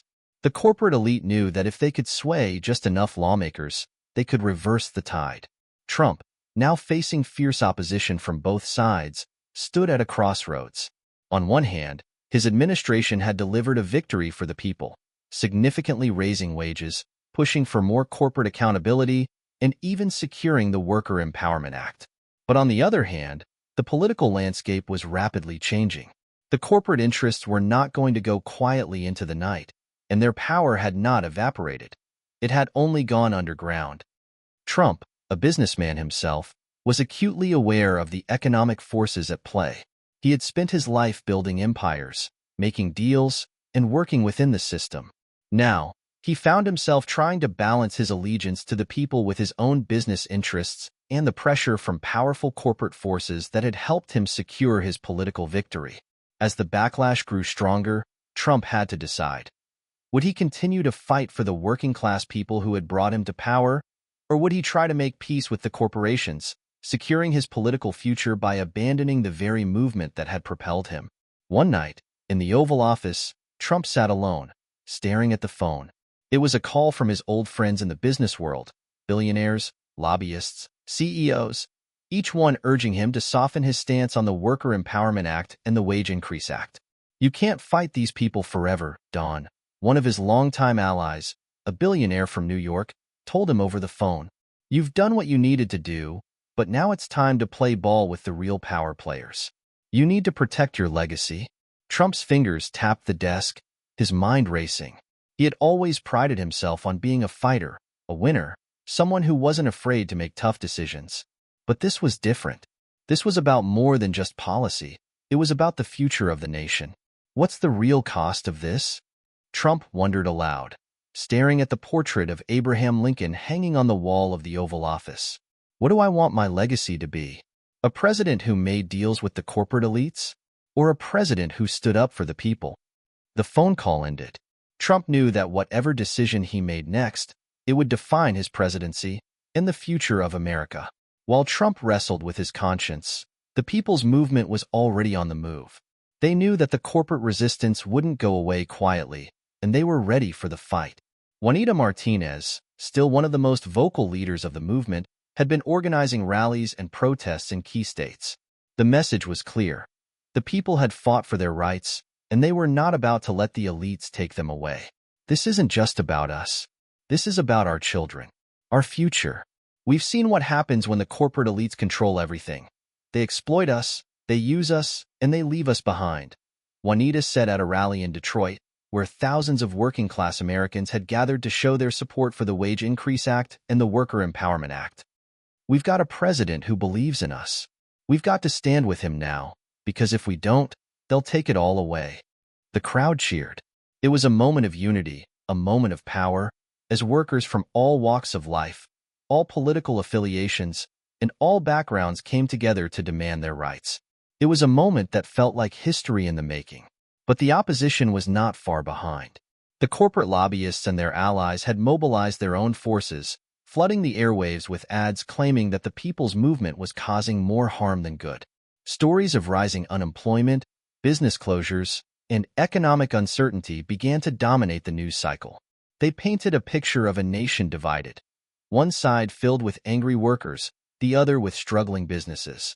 The people's movement was under attack, but it wasn't backing down. The final confrontation came on the floor of Congress. The votes would determine whether the Worker Empowerment Act could be sustained or if the corporate lobbyists would succeed in unraveling it piece by piece. The pressure was immense, with both sides pulling every possible string to sway the undecided lawmakers. As the roll call began, the nation held its breath. "This is it," Claire Foster whispered to her colleagues in the Senate chamber. "The future of our country is on the line. We fight for the people, or we give up everything we've worked for." As the final votes were tallied, it became clear. The people had won. By a narrow margin, the Worker Empowerment Act had passed once again, with a few last-minute defections from corporate-aligned lawmakers. The people's movement had triumphed, for now. But the victory was bittersweet. The battle had taken a toll, and the future of America still hung in the balance. Corporate power had been pushed back, but it was still lurking, waiting for its next opportunity. With the passage of the Worker Empowerment Act, America had entered a new era, a new chapter where the balance of power between the people and the corporations was no longer so one-sided. The road ahead was still fraught with challenges, but the people had proven that they were no longer powerless. They were a force to be reckoned with. Trump's legacy, once uncertain, was now secure.